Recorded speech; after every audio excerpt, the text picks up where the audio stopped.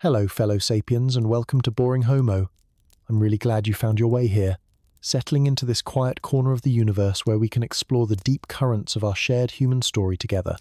There's something profoundly comforting about gathering like this, isn't there? To contemplate the vast tapestry of time that brought us all to this very moment, sitting here, breathing the same air that once filled the lungs of countless other human beings who walked this earth long before we ever dreamed of existing. Tonight, we're going to journey back through the mists of deep time, back to an era when the world wore a different face entirely, when massive sheets of ice stretched across continents like frozen oceans, and when our planet was home not just to one human species, but to several, each carving their own unique path through the challenges of survival and the mysteries of consciousness. I'm so glad you're here to share this exploration with me, because the story we're about to unfold together is one of the most haunting and beautiful chapters in the entire human saga. A tale that speaks to something deep within our souls about what it means to be human, to struggle, to love, to create, and ultimately, to face the inevitable passage of time. Somewhere around 40,000 years ago, as the last great ice age tightened its crystalline grip upon the earth, there lived a people whose story would become one of the most compelling mysteries in all of human history. These were the Neanderthals, our closest evolutionary cousins,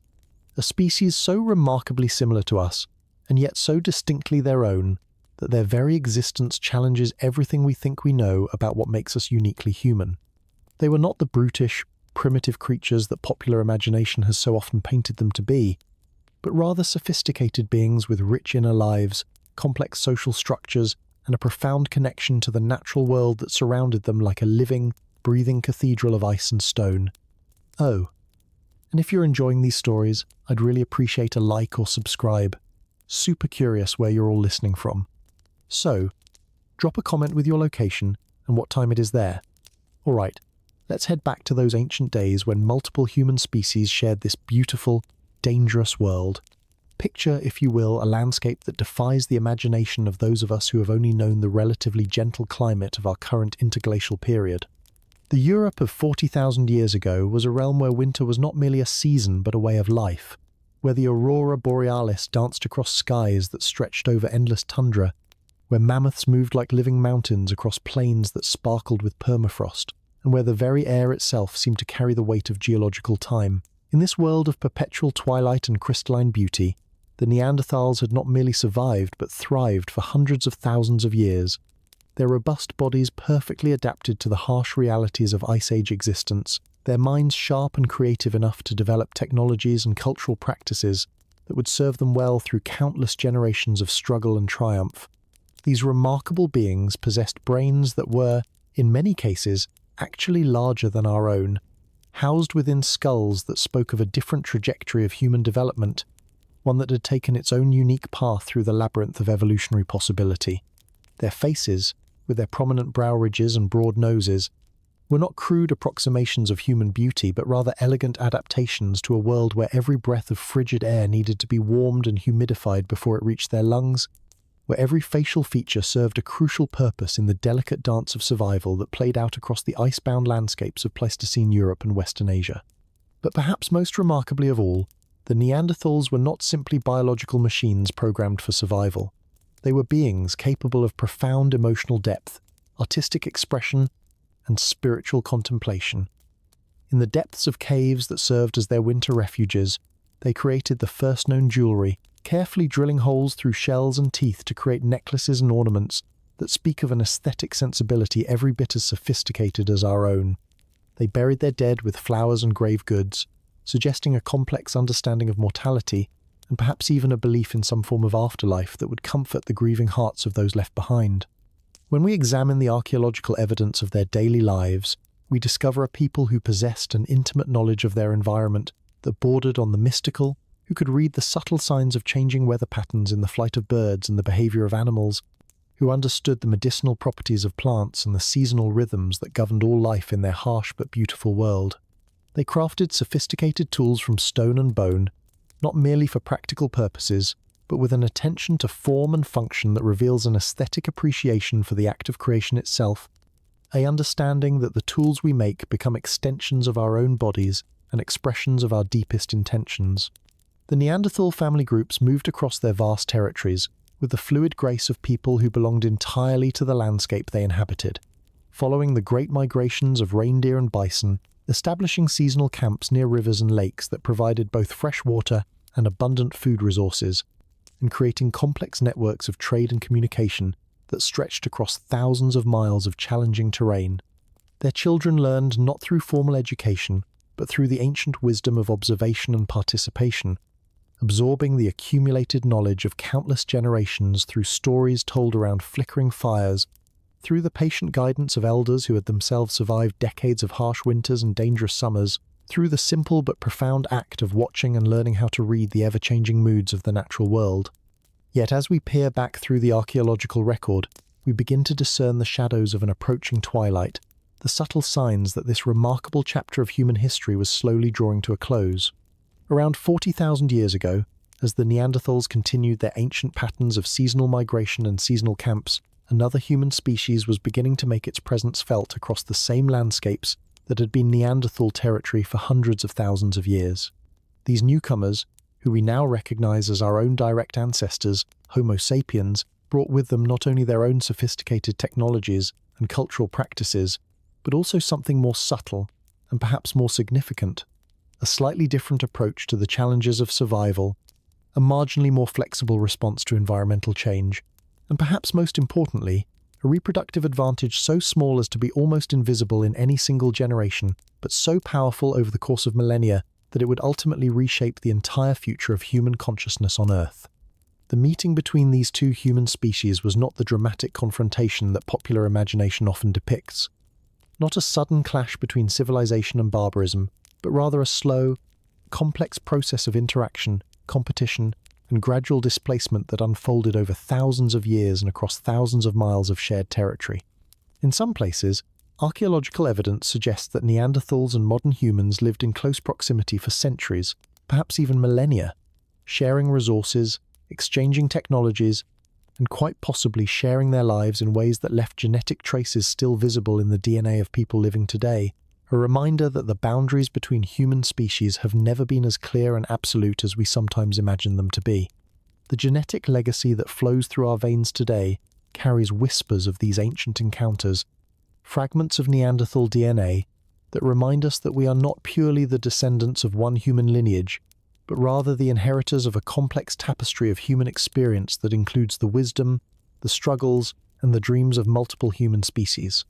When we look into a mirror, we are not seeing only the reflection of Homo sapiens, but also catching glimpses of those other human beings who loved and laughed and wept beneath the same constellations that wheel overhead tonight, whose children played in the shadows of glaciers that have long since melted into the rising seas,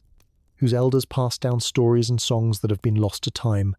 but whose essence somehow continues to echo through the chambers of our shared human heart.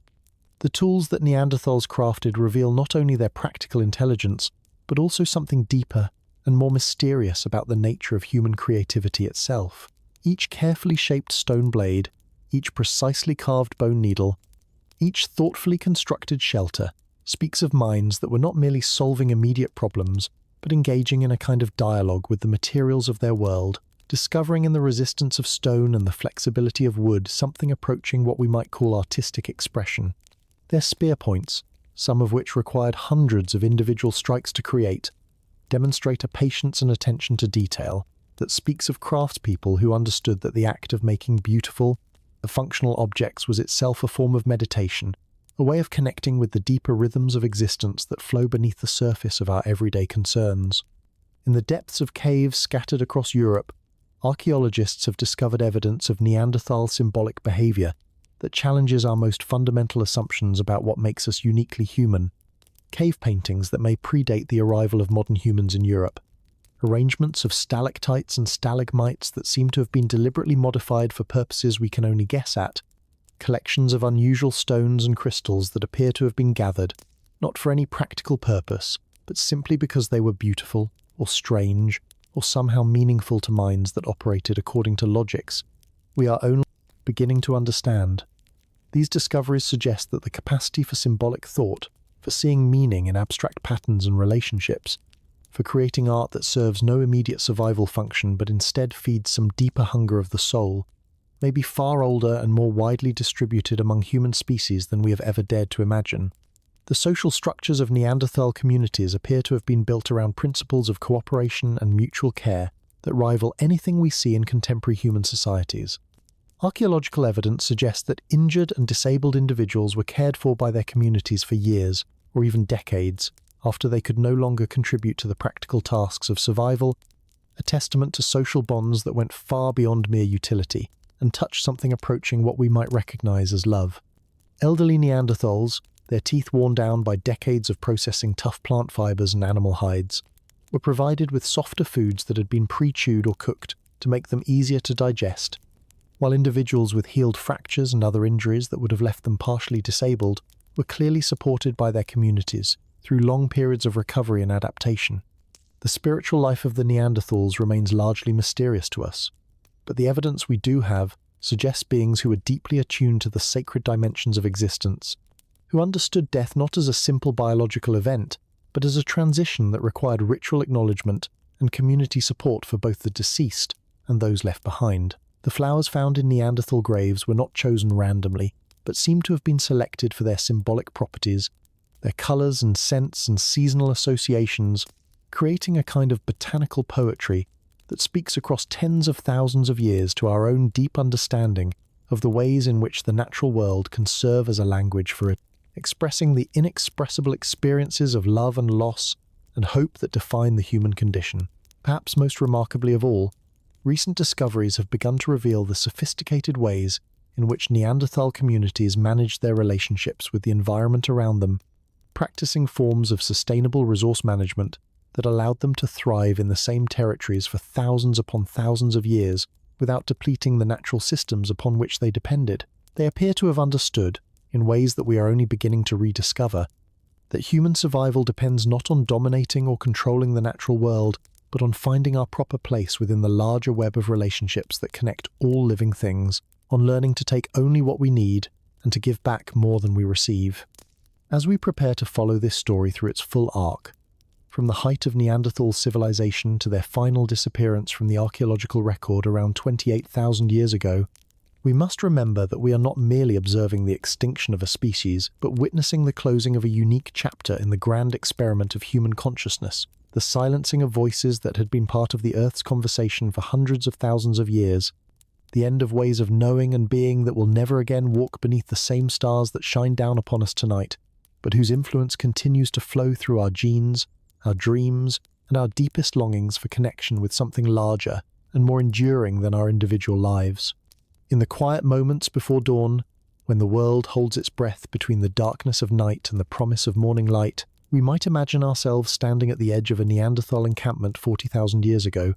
watching as the first stirrings of daily life begin to animate a community that has gathered in the shelter of a limestone cliff, their carefully constructed hearths sending thin spirals of smoke into the crystalline air of an Ice Age morning. The scene that unfolds before our mind's eye is not one of primitive brutality or chaotic struggle for survival, but rather a tableau of sophisticated human behavior that speaks to organizational abilities,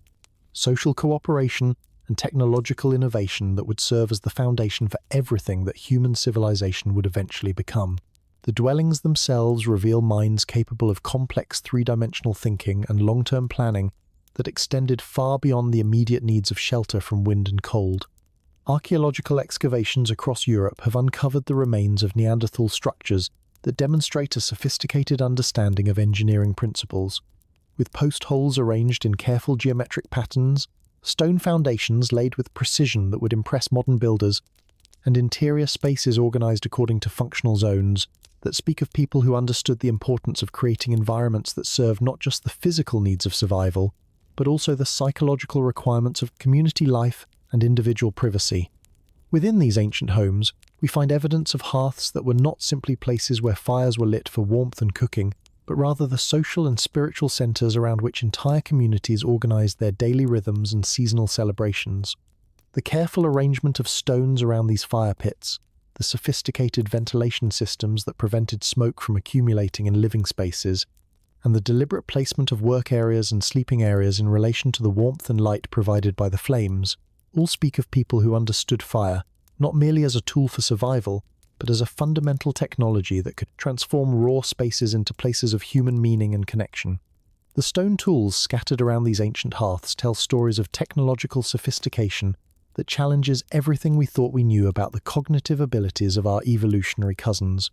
The famous Mousterian tool tradition associated with Neanderthal communities represents not a crude or primitive technology, but rather a highly refined approach to working with stone that required precise understanding of the physical properties of different types of rock, sophisticated planning abilities that allowed toolmakers to envision the final form of a tool before they began the complex process of shaping it, and motor skills developed through years of practice and handed down through generations of master craftspeople who understood that the creation of beautiful, functional objects was itself a form of cultural expression. But perhaps most remarkably, recent archaeological discoveries have begun to reveal that Neanderthal tool technology was not static or unchanging, but rather exhibited the kind of innovation and regional variation that we typically associate with much later periods of human cultural development. Different Neanderthal communities across Europe and Western Asia developed their own distinctive approaches to toolmaking, their own preferences for particular types of raw materials, and their own solutions to the challenges of creating implements that could serve the specific needs of life in their particular environments. Whether those were the windswept tundra of northern Europe, the Mediterranean woodlands of southern Spain, or the mountainous regions of the Caucasus where different seasonal patterns and available resources required different technological approaches, the evidence for Neanderthal use of fire extends far beyond simple cooking and warmth into realms of technological sophistication that rival anything achieved by early modern humans. They appear to have understood how to use fire to process plant materials for making adhesives, how to heat-treat stone to improve its flaking properties for toolmaking, and how to use controlled burning to manage landscapes in ways that encouraged the growth of useful plants and created more favorable conditions for hunting the animals upon which they depended for protein and materials for clothing and shelter. This mastery of fire as a multifaceted technology speaks to minds capable of abstract thinking about cause and effect, relationships that extended across long periods of time and involved complex chains of preparation and planning. The clothing and personal adornment of Neanderthal communities reveal aesthetic sensibilities and technical skills that demonstrate sophisticated understanding of the properties of different materials and the ways in which those materials could be modified to serve both practical and symbolic functions. Evidence suggests that they were capable of tanning hides to create leather that remained supple and waterproof through harsh winter conditions, of sewing complex garments using bone needles and plant fiber or sinew thread, and of creating decorated clothing and accessories that serve not merely to protect the body from environmental challenges, but also to communicate information about individual identity, social status, and community affiliation. The jewelry and personal ornaments found in Neanderthal archaeological sites speak to minds that were deeply concerned with questions of beauty, identity, and symbolic communication that we tend to think of as uniquely modern human preoccupations. They pierced shells and animal teeth to create necklaces and bracelets. They collected unusual stones and fossils that held no apparent practical value, but seemed to appeal to some aesthetic sense that we can still recognize and appreciate today. And they created what appear to be the earliest known cosmetics, using mineral pigments to paint their bodies and faces in ways that may have served ritual, social, or purely artistic purposes that we can only begin to imagine. The hunting strategies employed by Neanderthal communities demonstrate sophisticated understanding of animal behavior, seasonal migration patterns, and group coordination that required complex communication abilities and long-term planning that extended across multiple seasons and even multiple years. They appear to have been capable of organizing large-scale communal hunts that involved driving entire herds of animals into carefully prepared traps, of coordinating the activities of multiple hunting parties across vast territories, and of developing specialized techniques for hunting different types of prey that took advantage of specific behavioral patterns and environmental conditions that varied from season to season and from region to region. But perhaps most intriguingly, evidence is beginning to emerge that suggests Neanderthal communities may have engaged in forms of landscape management and what we might even call early agriculture that involved deliberately encouraging the growth of useful plants, creating clearings in forested areas that attracted game animals, and managing the distribution of resources across their territories in ways that increased the long-term sustainability of their way of life. These practices suggest minds capable of thinking systematically about the relationships between human activities and environmental changes, over timescales that extended far beyond the immediate concerns of daily survival. The social organization necessary to coordinate all of these complex activities speaks to communication abilities that must have included sophisticated language, complex social rules and customs that govern behavior within and between communities,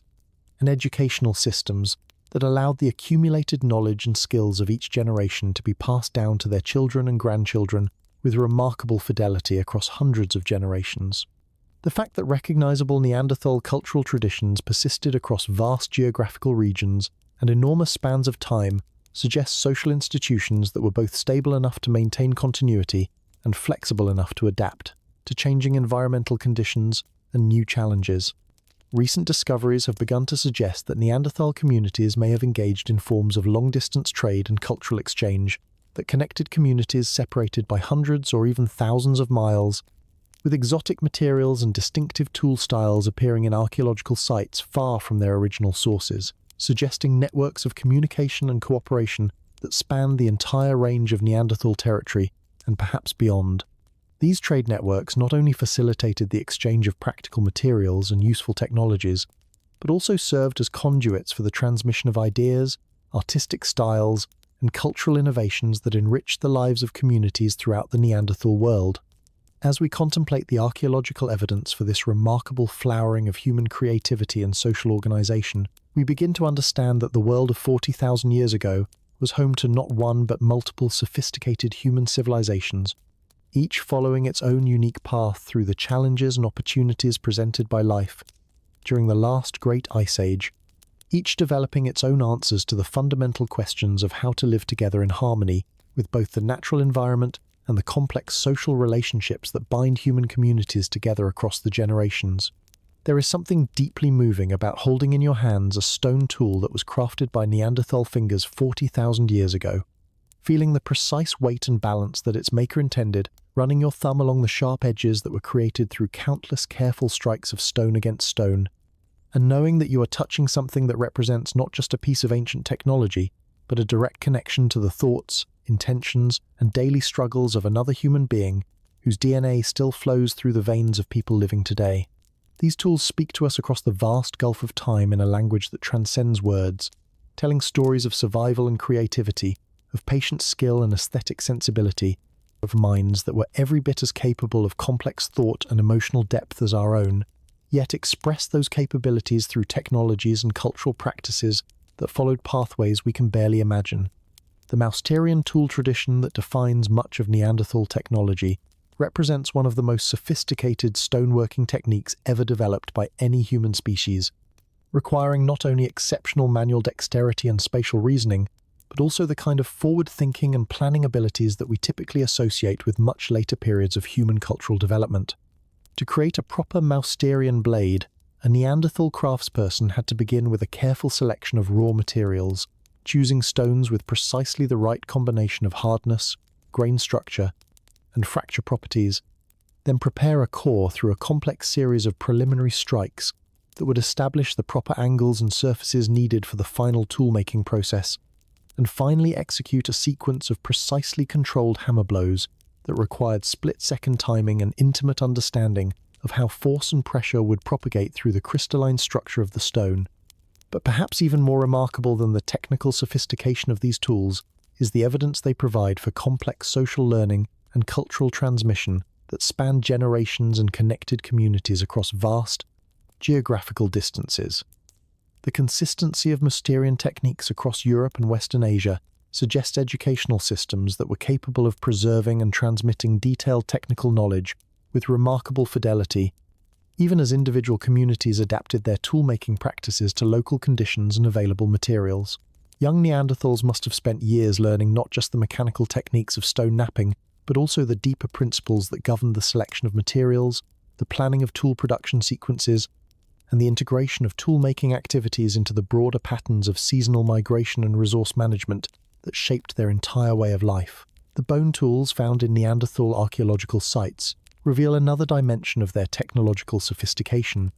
demonstrating understanding of the unique properties of different types of bone and the ways in which those properties could be modified through careful heating, shaping, and polishing to create implements that served purposes that stone tools could never fulfill. Bone needles that were used for sewing complex garments, bone awls for working with leather and plant fibers, bone spear points that combined flexibility with deadly sharpness, and bone musical instruments that suggest cultural practices involving sound and rhythm all speak to minds that understood materials science in ways that allowed them to exploit the full range of resources available in their environment.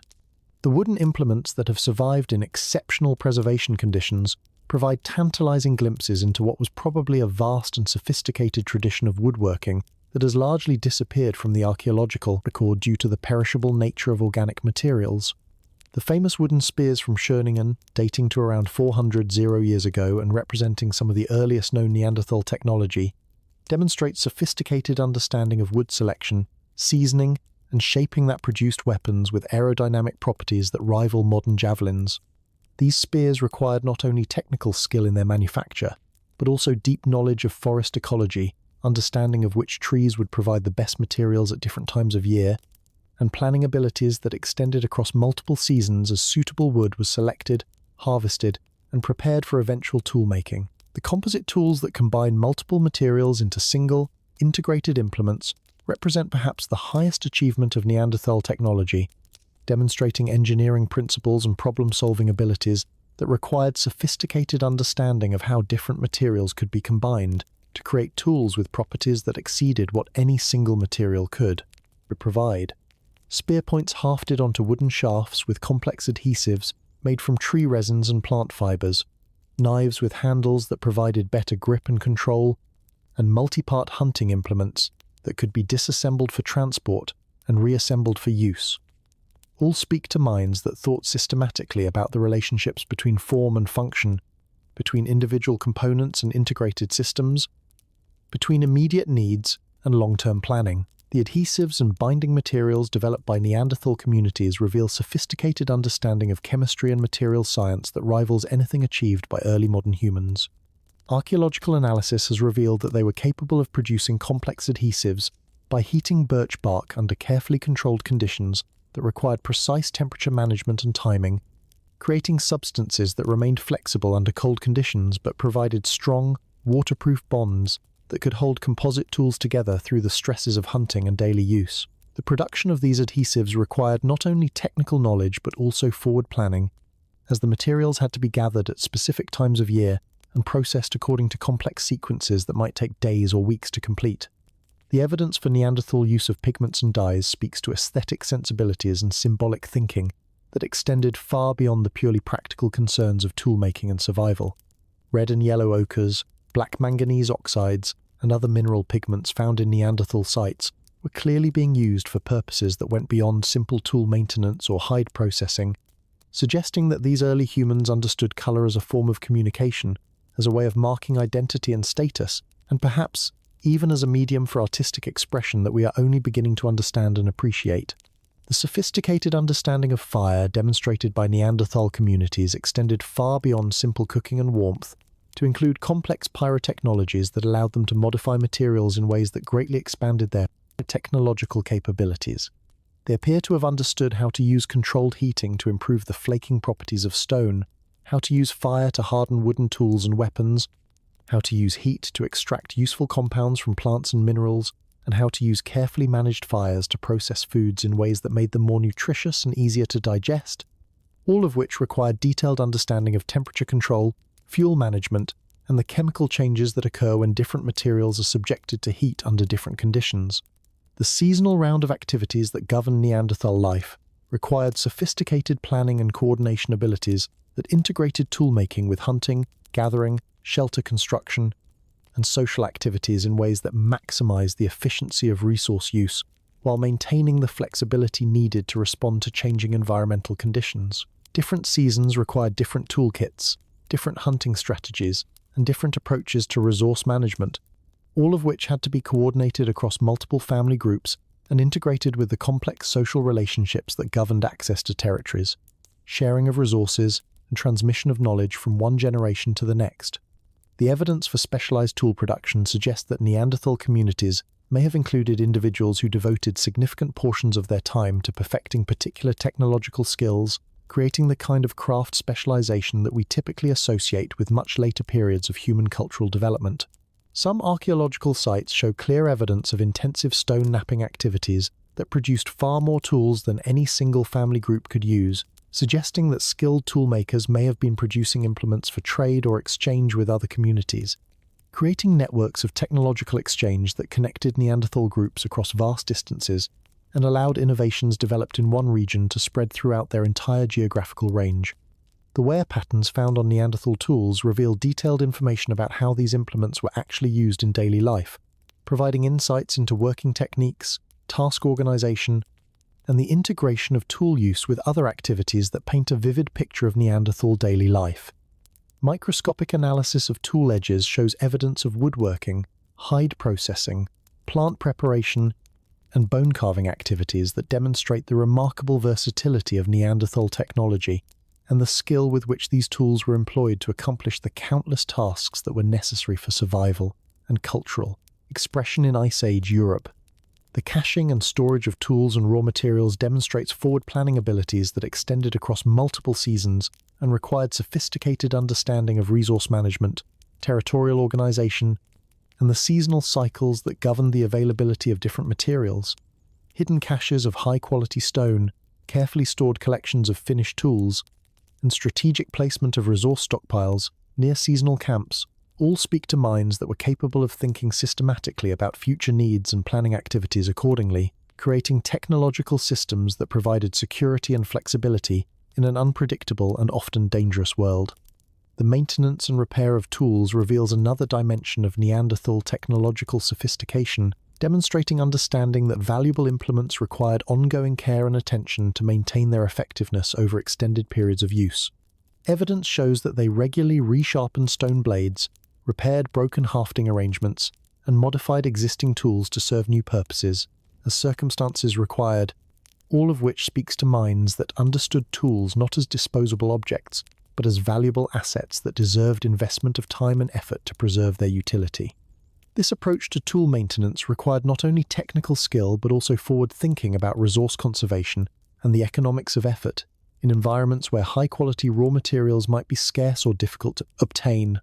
The transport and portability considerations that influenced Neanderthal tool design reveal sophisticated understanding of the relationship between form and function in mobile societies that had to carry all of their possessions as they moved across vast territories following seasonal migrations of animals and the changing availability of plant resources. Tools had to be light enough to carry, but durable enough to withstand heavy use, compact enough to transport efficiently but versatile enough to serve multiple functions, and simple enough to repair in the field, but sophisticated enough to accomplish complex tasks with precision and reliability.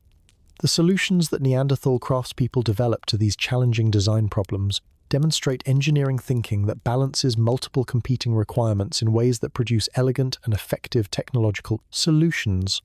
The symbolic and ceremonial uses of certain tools suggest that Neanderthal technology served not only practical functions but also played important roles in social communication and cultural expression that went far beyond the immediate requirements of survival.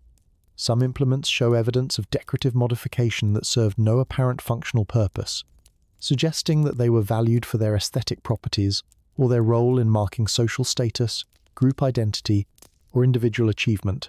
These decorated tools may have served as gifts that strengthened social bonds between individuals and communities, as markers of skill and craftsmanship that brought prestige to their makers, or as ceremonial objects that played important roles in ritual activities that we can only begin to imagine. The evidence for tool innovation and technological change over time reveals that Neanderthal communities were not locked into unchanging traditional practices, but rather were capable of developing new techniques,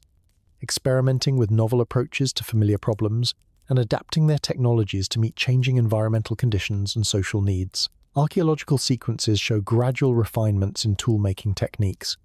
the introduction of new tool types in response to specific challenges,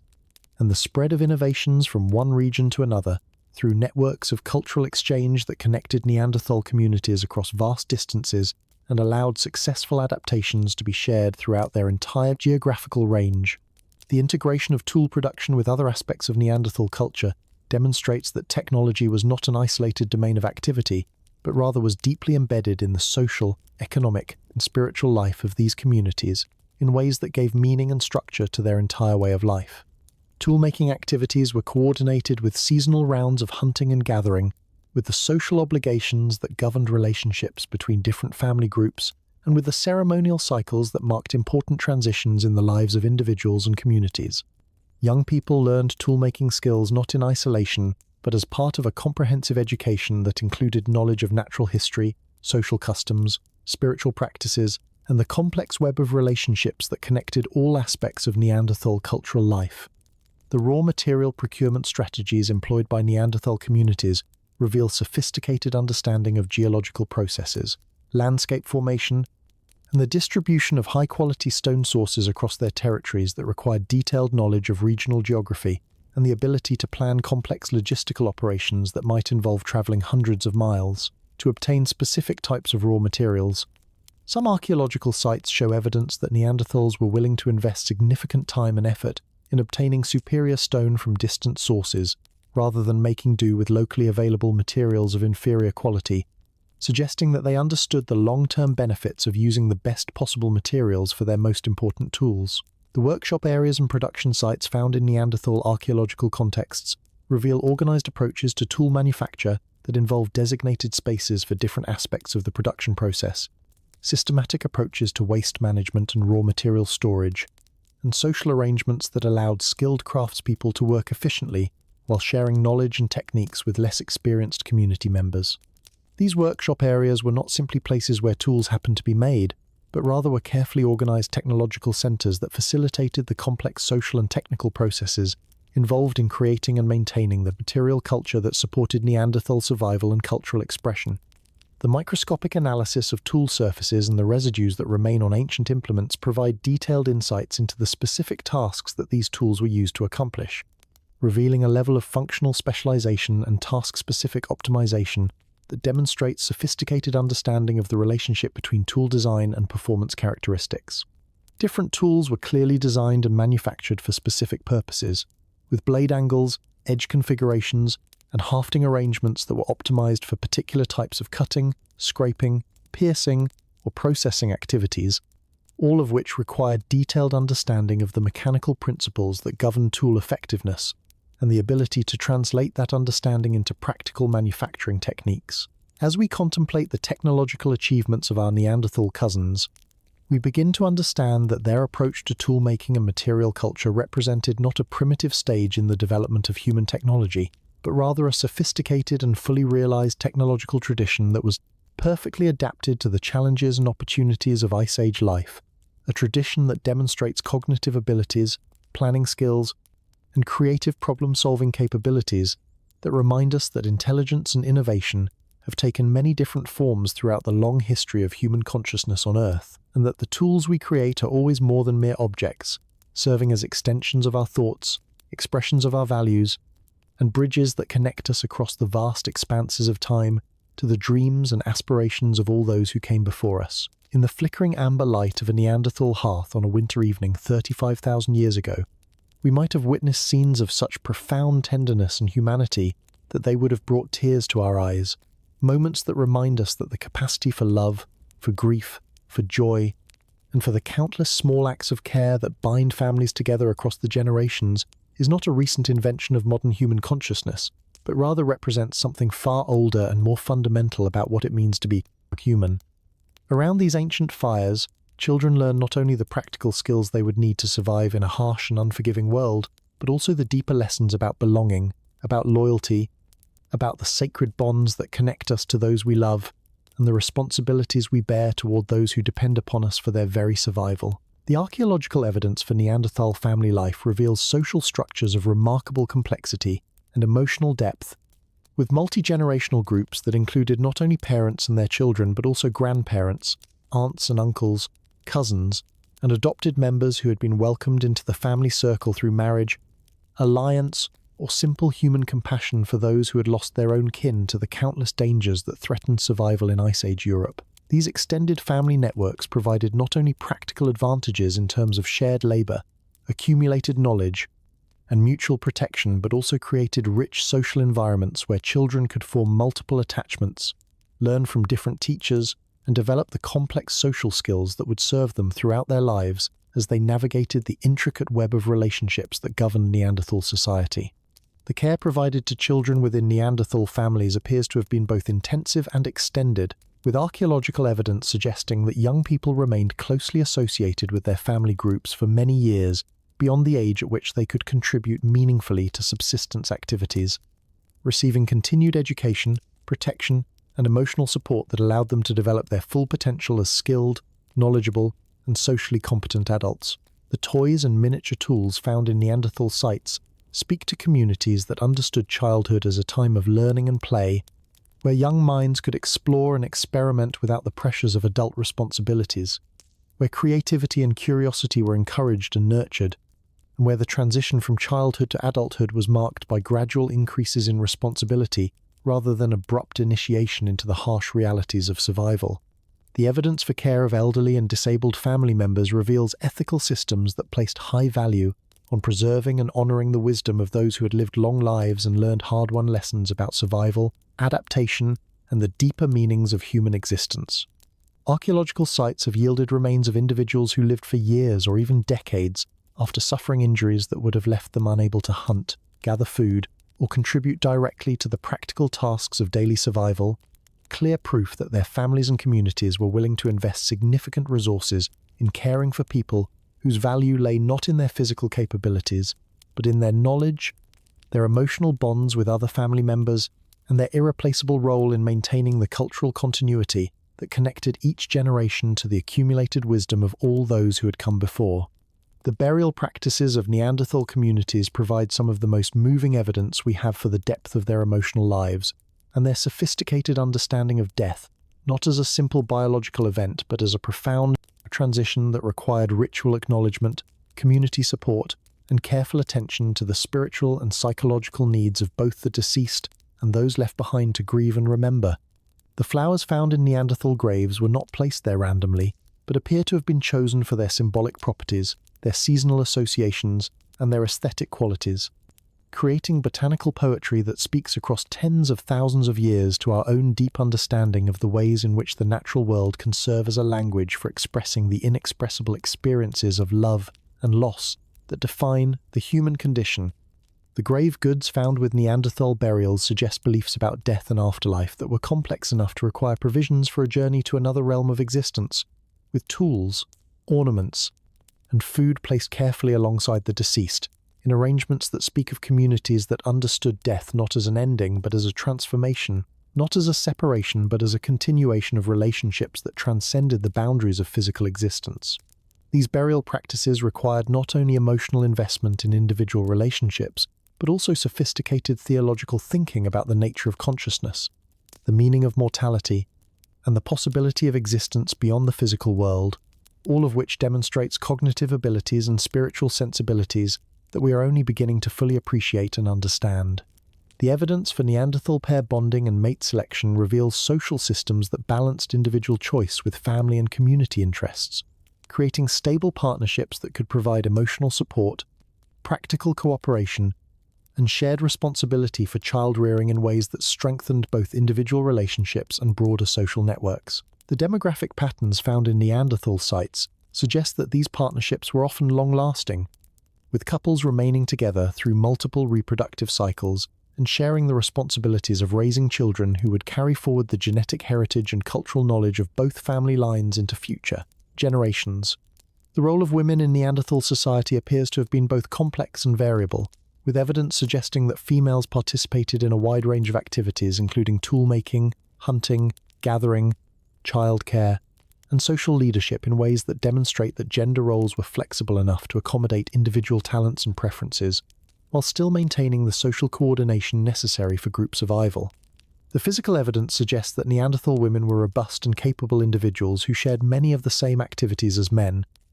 while also taking on specialized responsibilities related to pregnancy, childbirth, and infant care that required particular knowledge and skills that were passed down through female lineages across many generations. The evidence for conflict resolution and social harmony within Neanderthal groups suggests sophisticated understanding of the psychological and social dynamics that can either strengthen or weaken family and community bonds, with cultural practices that emphasized cooperation, sharing, and mutual support, while providing mechanisms for managing the inevitable tensions and disagreements that arise whenever human beings live together in close proximity under challenging conditions. The absence of clear evidence for interpersonal violence within family groups suggests that Neanderthal communities had developed effective ways of managing conflict that emphasized restoration of harmony rather than punishment or exclusion. The intergenerational transmission of knowledge within Neanderthal families created educational systems that were both comprehensive and adaptive, allowing each generation to learn not only the practical skills necessary for survival, but also the cultural values, social customs, and spiritual beliefs that gave meaning and structure to their entire way of life. Children learn through observation, participation, and guided practice, absorbing the accumulated wisdom of countless generations through daily interaction with parents, grandparents,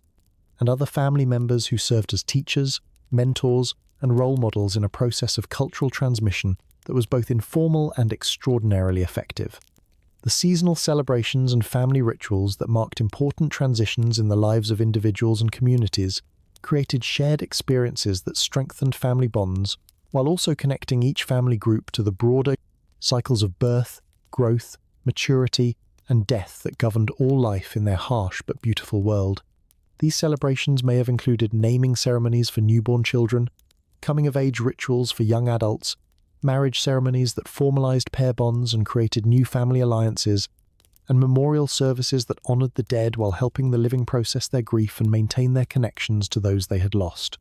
The evidence for adoption and fostering within Neanderthal communities speaks to social systems that understood family not simply as a matter of biological relationship, but as a network of care and responsibility that could be extended to include individuals who had been orphaned, displaced, or otherwise separated from their birth families. This flexibility in family structure provided resilience and adaptability that allowed communities to respond effectively to the various crises and challenges that could disrupt normal family formation, ensuring that all children received the care and education they needed to develop into capable and contributing members of their communities. The territorial organization of Neanderthal groups appears to have been structured around family-based claims to particular landscapes and resources, with seasonal rounds and settlement patterns that reflected not only practical considerations about resource availability, but also deeper emotional attachments to specific places that held special meaning for individual families and their ancestors. These territorial arrangements required sophisticated negotiation and cooperation between different family groups, creating networks of alliance and mutual obligation that connected communities across vast geographical regions, while maintaining the local autonomy that allowed each group to adapt to the specific conditions of their particular environment. The daily rhythms of Neanderthal family life were structured around patterns of work and rest that reflected deep understanding of the psychological and physical needs of people living together in intimate proximity under conditions that required constant cooperation and mutual support. The archaeological evidence suggests that family groups organized their activities in ways that balanced individual autonomy with collective responsibility, creating space for personal relationships and private moments, while maintaining the social cohesion necessary for group survival in a challenging and often dangerous environment. The arrangement of living spaces within Neanderthal dwellings shows careful attention to creating areas where different family members could pursue specialized activities, where couples could enjoy privacy, where children could play safely under adult supervision, and where the entire group could gather for meals, storytelling, and the countless small interactions that create and maintain the emotional bonds that hold families together across time. The food-sharing practices within Neanderthal families reveal sophisticated understanding of nutrition, social obligation, and the ways in which the distribution of resources can either strengthen or weaken the relationships that bind communities together. Archaeological evidence suggests that certain foods were reserved for specific family members based on their age, health, status, or role within the group, with pregnant and nursing mothers receiving priority access to high-quality proteins and other nutrients essential for healthy reproduction, while elderly family members were provided with foods that had been processed to make them easier to chew and digest. These food distribution patterns required not only practical knowledge about nutrition and health, but also complex social arrangements that ensured everyone received what they needed, while maintaining the harmony and cooperation essential for family functioning. The child-rearing practices of Neanderthal families appear to have emphasized both protection and preparation, creating environments where young people could develop their physical, intellectual, and social capabilities while remaining safe from the various dangers that threatened survival in Ice Age Europe. The evidence suggests that children were gradually introduced to adult responsibilities through carefully structured learning experiences that allowed them to develop confidence and competence without being overwhelmed by tasks beyond their developmental capabilities. Young children might have begun by helping with simple food preparation tasks, progressing to more complex activities like tool maintenance, and finally graduating to full participation in hunting, gathering, and other essential survival activities as their skills and judgment matured. The grief and mourning practices that followed the death of family members reveal emotional depth and psychological sophistication that demonstrates Neanderthal understanding of the complex processes involved in adapting to loss and maintaining family functioning in the aftermath of tragedy. The archaeological evidence suggests that communities had developed rituals and customs that helped surviving family members process their grief, while maintaining their connections to the deceased and their commitment to the ongoing life of the family group. These mourning practices may have included periods of ritualized grieving, memorial activities that celebrated the life and achievements of the deceased, and ceremonies that formally transferred the responsibilities and social roles of the dead to surviving family members who would carry forward their legacy. The marriage and partnership formation practices within Neanderthal communities appear to have involved complex negotiations between different family groups that balanced individual preferences with broader considerations about genetic diversity, resource access, and political alliance. The demographic patterns found in archaeological sites suggest that Neanderthal communities understood the importance of avoiding inbreeding while maintaining the social connections necessary for mutual support and defense, creating marriage systems that encourage partnerships between individuals from different family groups while preserving the cultural knowledge and territorial claims that belong to specific lineages. These marriage arrangements required sophisticated understanding of kinship relationships, territorial boundaries, and the long-term consequences of different reproductive strategies. The evidence for musical and artistic activities within Neanderthal families speaks to communities that understood the importance of beauty, creativity, and shared aesthetic experiences in maintaining the psychological well-being and social cohesion of family groups living under often stressful and challenging conditions. Archaeological sites have yielded possible musical instruments made from bone and wood, suggesting that family gatherings may have included singing, drumming, and other musical activities that provided entertainment, emotional release, and opportunities for creative expression that enriched the quality of daily life while strengthening the bonds between family members. These artistic activities may have served not only recreational purposes, but also important functions in education, cultural transmission, and the development of shared identity that connected individual families to broader Neanderthal cultural traditions. The seasonal migrations that characterized Neanderthal life required family groups to maintain complex relationships with multiple territories and resource bases, while preserving the social continuity and cultural knowledge that depended on stable family structures and consistent child-rearing practices. The evidence suggests that these migrations were carefully planned and coordinated activities that involved entire extended families working together to move their possessions, maintain their territorial claims, and ensure that children and elderly family members could travel safely across challenging terrain while following the seasonal movements of animals and the changing availability of plant resources. These migration patterns required not only practical knowledge about routes, timing, and logistics, but also sophisticated social arrangements that allowed multiple family groups to coordinate their movements while maintaining their individual autonomy and territorial rights. The storytelling and oral traditions that were passed down through Neanderthal families created rich repositories of cultural knowledge that included not only practical information about survival techniques and resource management, but also deeper wisdom about human relationships, moral behavior, and the spiritual dimensions of existence that gave meaning and purpose to daily life. These oral traditions served multiple functions within family groups, providing entertainment during long winter evenings, education for children and young adults, and frameworks for understanding the complex social and environmental challenges that shaped Neanderthal existence. The stories told around family hearths may have included accounts of heroic ancestors, explanations of natural phenomena, moral teachings about proper behavior, and spiritual narratives that connected individual families to larger cosmic forces and meanings. As we contemplate the rich emotional and social lives of our Neanderthal cousins, we begin to understand that the bonds of love and loyalty that connected these ancient families were not primitive approximations of modern human relationships, but rather represented the same fundamental human experiences of attachment, care, and mutual dependence that continue to shape our own lives today,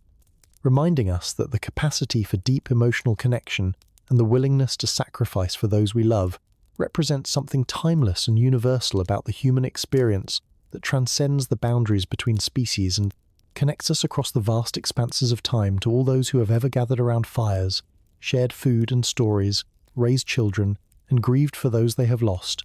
and whose legacy continues to flow through our genes, our dreams, and our deepest understanding of what it means to belong to something larger and more enduring than our individual lives. There comes a moment in every great story when the familiar rhythms of life begin to shift, when subtle changes in the wind carry hints of transformation that will alter everything that has come before, and for the Neanderthals of Europe and Western Asia, that moment arrived somewhere around 40,000 years ago, as small groups of a different kind of human began to appear along the southern edges of their ancient territories, bringing with them technologies, social practices, and ways of seeing the world that would ultimately challenge everything that Neanderthal communities had built over hundreds of thousands of years of careful adaptation to the harsh realities of Ice Age existence. These newcomers, who we now recognize as our own direct ancestors, Homo sapiens, were not dramatically different from the Neanderthals in their basic humanity. Their capacity for love and creativity, their ability to work together in complex social groups, but they carried within their cultural toolkit certain subtle advantages that would prove decisive in the long competition for survival that was about to unfold across the frozen landscapes of Pleistocene Europe. The first encounters between these two human species must have been moments of profound curiosity and perhaps mutual fascination, as beings who were recognizably human, yet distinctly different, came face to face in valleys and river crossings, where their seasonal migrations happened to overlap, sharing the same water sources, following the same herds of migrating animals, and seeking shelter in the same cave systems that had provided refuge for countless generations of Ice Age hunters. Archaeological evidence suggests that these initial meetings were not necessarily hostile or competitive, but rather represented opportunities for cultural exchange, technological sharing, and perhaps even intermarriage that left genetic traces still visible in the DNA of people living today, reminders that the boundaries between human species have never been as absolute or impermeable as we sometimes imagine them to be. The modern humans who began to spread across Europe around 40,000 years ago brought with them a suite of cultural innovations that represented not necessarily superior intelligence or greater creativity, but rather different approaches to solving the universal challenges of survival, communication, and social organization that faced all human communities living in Ice Age environments.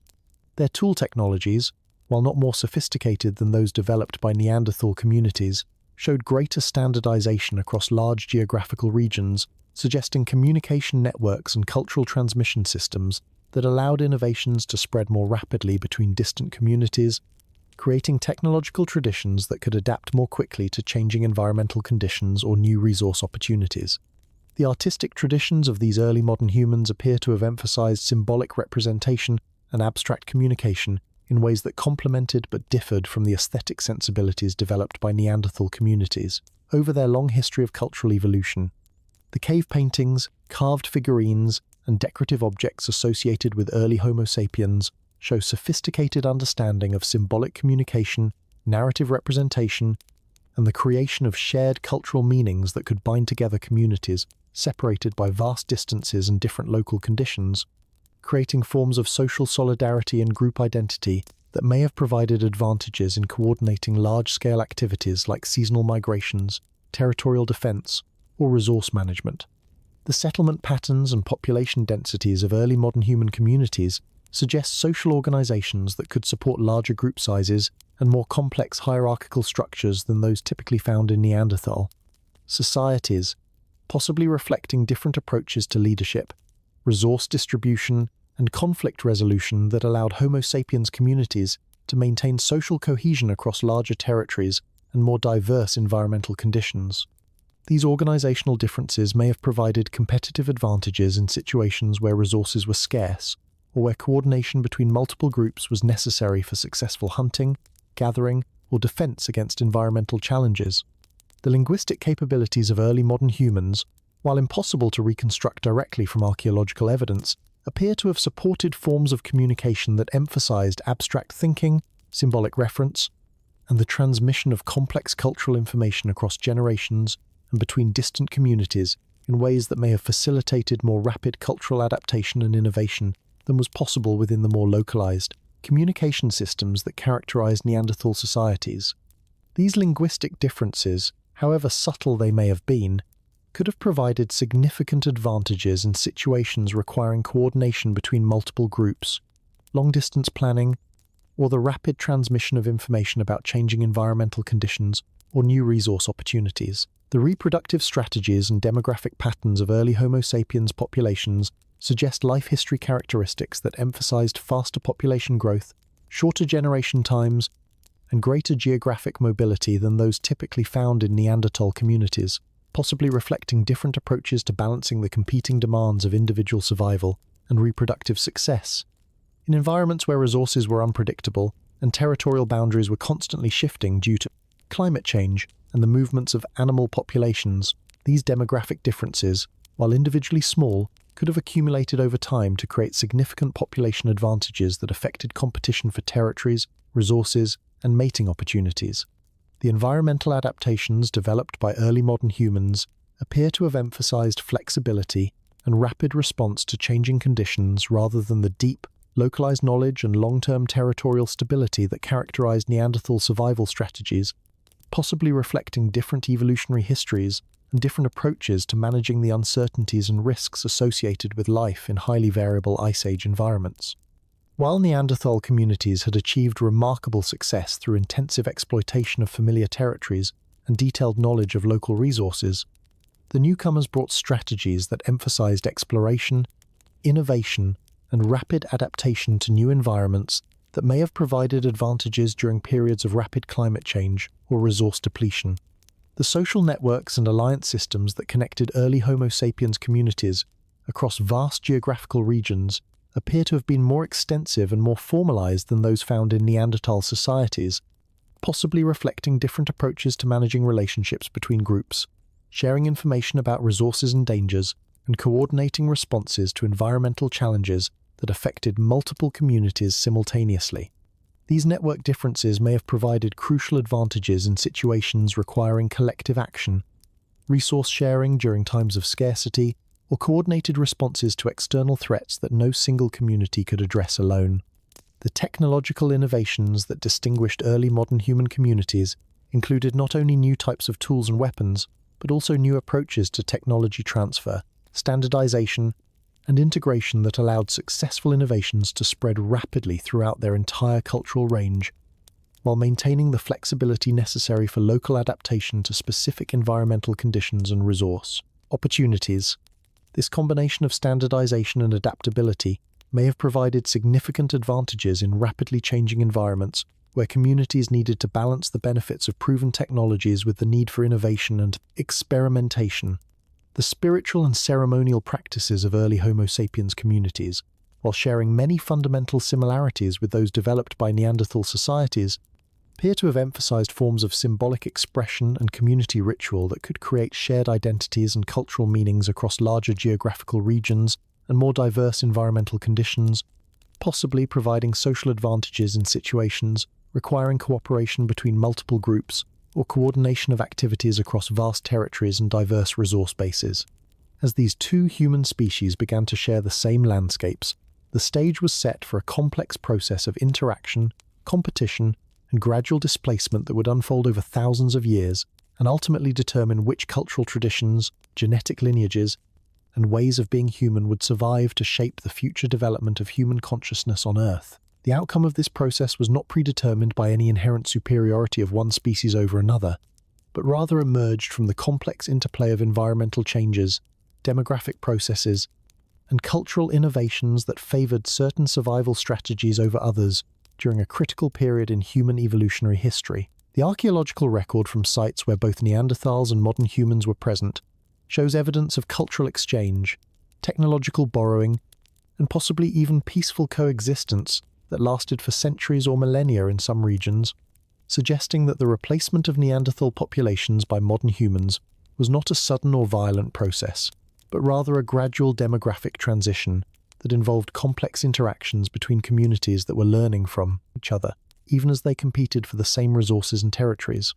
The hunting technologies developed by early modern humans represented a subtle but potentially significant departure from the strategies that had served Neanderthal communities so well for hundreds of thousands of years. With innovations like the atlatl or spear thrower that allowed hunters to launch projectiles with greater force and accuracy from safer distances, reducing the risks associated with close contact hunting of large and dangerous animals, while increasing the efficiency of food procurement activities that were essential for community survival. These technological innovations, while not necessarily superior to Neanderthal hunting methods in all situations, provided tactical advantages that could prove decisive during periods when prey animals were scarce, or when environmental conditions made traditional hunting strategies less effective than they had been in the past.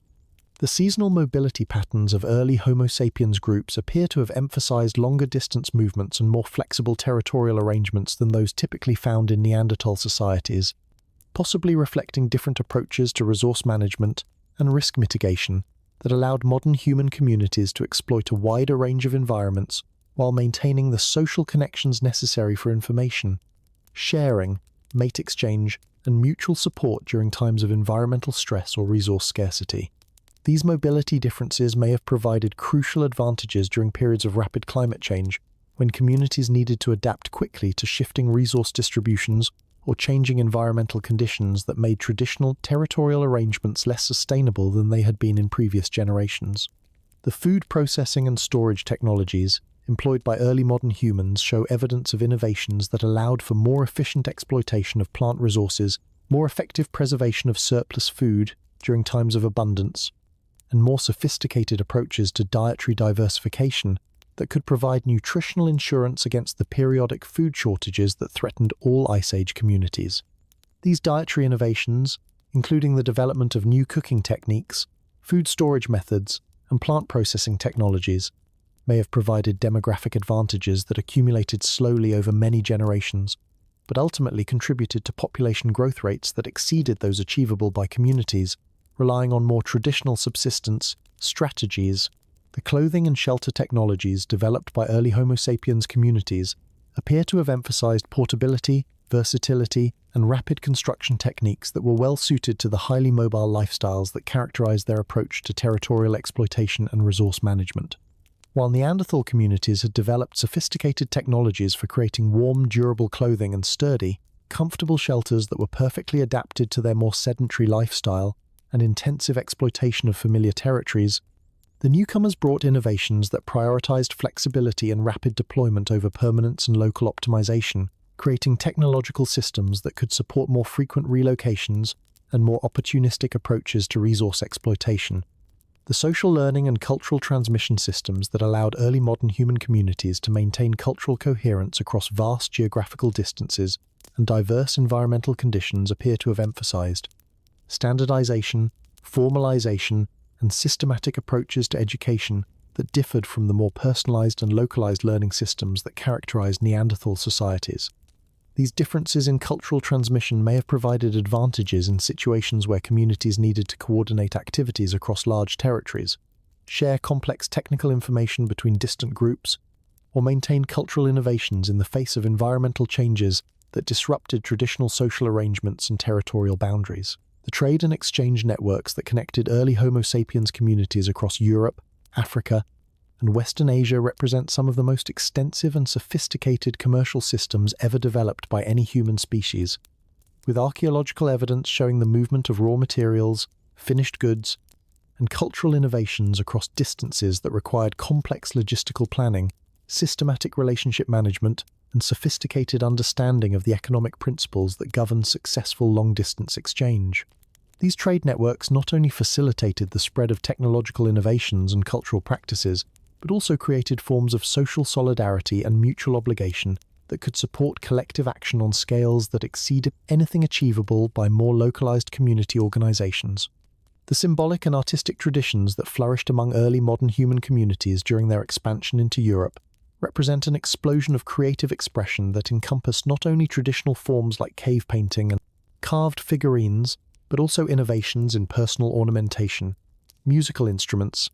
and narrative representation that suggest sophisticated understanding of the role that art and symbolism could play in creating shared cultural identities. transmitting complex information across generations, and maintaining social cohesion in communities that were spread across vast geographical territories and diverse environmental conditions. The population genetics of early Homo sapiens' expansion into Europe revealed demographic processes that involved not only migration and territorial colonization, but also complex patterns of interbreeding, genetic exchange, and population mixing that left lasting traces in the DNA of people living today, and demonstrate that the boundaries between human species were more permeable and more fluid than traditional models of species replacement have typically acknowledged. These genetic patterns suggest that the disappearance of Neanderthal populations involved not simply replacement by a superior competitor, but rather a complex process of demographic absorption, cultural assimilation, and genetic integration that preserved some elements of Neanderthal heritage within the expanding modern human gene pool. The environmental challenges that faced both Neanderthal and modern human communities during the period of their coexistence included not only the ongoing stresses of Ice Age survival, but also rapid climate fluctuations, volcanic eruptions, and other environmental catastrophes that created unprecedented challenges for communities that were already operating close to the margins of survival in some of the most demanding environments that human beings had ever inhabited. These environmental pressures may have favored survival strategies that emphasized flexibility, innovation, and rapid adaptation over the deep local knowledge and long-term territorial stability that had served as the foundation of Neanderthal success during previous periods of environmental stability. The psychological and cognitive differences between Neanderthal and modern human communities, while impossible to measure directly from archaeological evidence, may have involved subtle variations in information processing,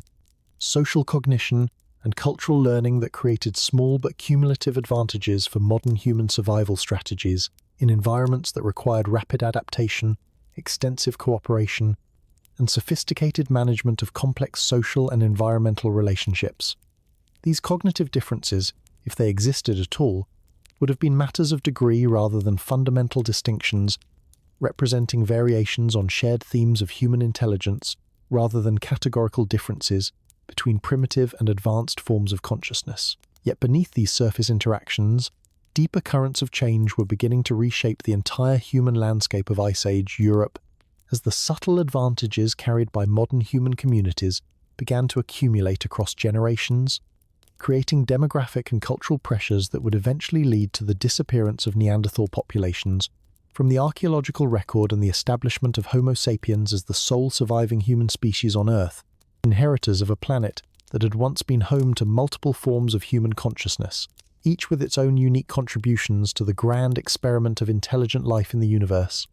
and each carrying within their cultural traditions and genetic heritage irreplaceable knowledge about what it means to be human. In a world that is both beautiful and dangerous, both nurturing and challenging, both familiar and eternally mysterious. In the profound silence that settles over a landscape just before dawn, when the world holds its breath between the darkness of night and the promise of morning light, we might imagine standing on a windswept ridge somewhere in southwestern France 35,000 years ago, watching the distant glow of hearth fires that mark the presence of both Neanderthal and modern human communities scattered across the valleys below. Their survival depending upon the same rivers, the same seasonal migrations of reindeer and bison, the same cave systems that provide shelter from the bitter winds that sweep down from glaciers stretching across northern Europe like frozen seas. The scene before us represents a moment of equilibrium that cannot last, a delicate balance between two ways of being human that is about to be disrupted by forces larger than any individual community can control or fully understand, as the Earth itself begins to undergo changes that will test the adaptive capabilities of every living thing to their absolute limits. The climate of Ice Age Europe during this crucial period was not simply cold and stable, as we might imagine from our modern perspective, but rather characterized by rapid and unpredictable fluctuations that could transform entire landscapes within the span of a single generation, bringing sudden warming periods that melted glacial barriers and opened new territories for exploration and exploitation, followed by equally sudden cooling episodes that could lock vast regions under ice and snow for centuries at a time, creating environmental challenges that required constant adaptation, flexible thinking, and the ability to abandon traditional strategies when familiar approaches no longer provided adequate solutions to the problems of survival. These climate oscillations, which scientists now know, were driven by complex interactions between ocean currents, atmospheric circulation patterns, and solar radiation cycles that operated on timescales far beyond human comprehension created a world where the knowledge and strategies that had sustained communities for hundreds of generations could suddenly become obsolete, where traditional territorial boundaries could be erased by advancing ice sheets or rising sea levels, and where the very foundations of cultural identity and social organization could be challenged by environmental changes that demanded new approaches to survival, adaptation, and the fundamental questions of how to live together in harmony with an unpredictable and often hostile natural world. The Neanderthal communities that had thrived for hundreds of thousands of years in the diverse environments of Ice Age, Europe had built their survival strategies around deep knowledge of local ecosystems, intimate familiarity with seasonal patterns and resource cycles that had remained relatively stable for countless generations, and sophisticated technologies that were perfectly adapted to the specific challenges of life, in particular territories and environmental niches. This approach to survival had proven remarkably successful during periods of environmental stability, allowing Neanderthal populations to develop rich cultural traditions, complex social organizations, and technological innovations that supported comfortable and sustainable lifestyles in some of the most challenging environments that human beings had ever inhabited. However, as the climate began to fluctuate with increasing frequency and intensity during the period when modern humans were expanding into Europe, the very strengths that had made Neanderthal survival strategies so successful during stable periods may have become limitations that reduced their ability to adapt quickly to rapidly changing conditions, as communities that had invested generations in developing detailed knowledge of specific territories and specialized technologies for exploiting particular resources found themselves struggling to maintain their traditional ways of life. In environments that no longer provided the predictable patterns and reliable resources upon which their entire cultural and technological systems depended, the modern human communities that were expanding across Europe during this period brought with them survival strategies that emphasized flexibility, mobility, and rapid adaptation to new environments, rather than the deep specialization and intensive local exploitation that characterized Neanderthal approaches to territorial management and resource utilization. While these strategies may have been less efficient than Neanderthal methods during periods of environmental stability, they proved to be better suited to the increasingly unpredictable and rapidly changing conditions that characterized the climate of late Ice Age Europe, allowing modern human communities to maintain their survival capabilities even as traditional territories became uninhabitable and familiar resources disappeared or became unreliable.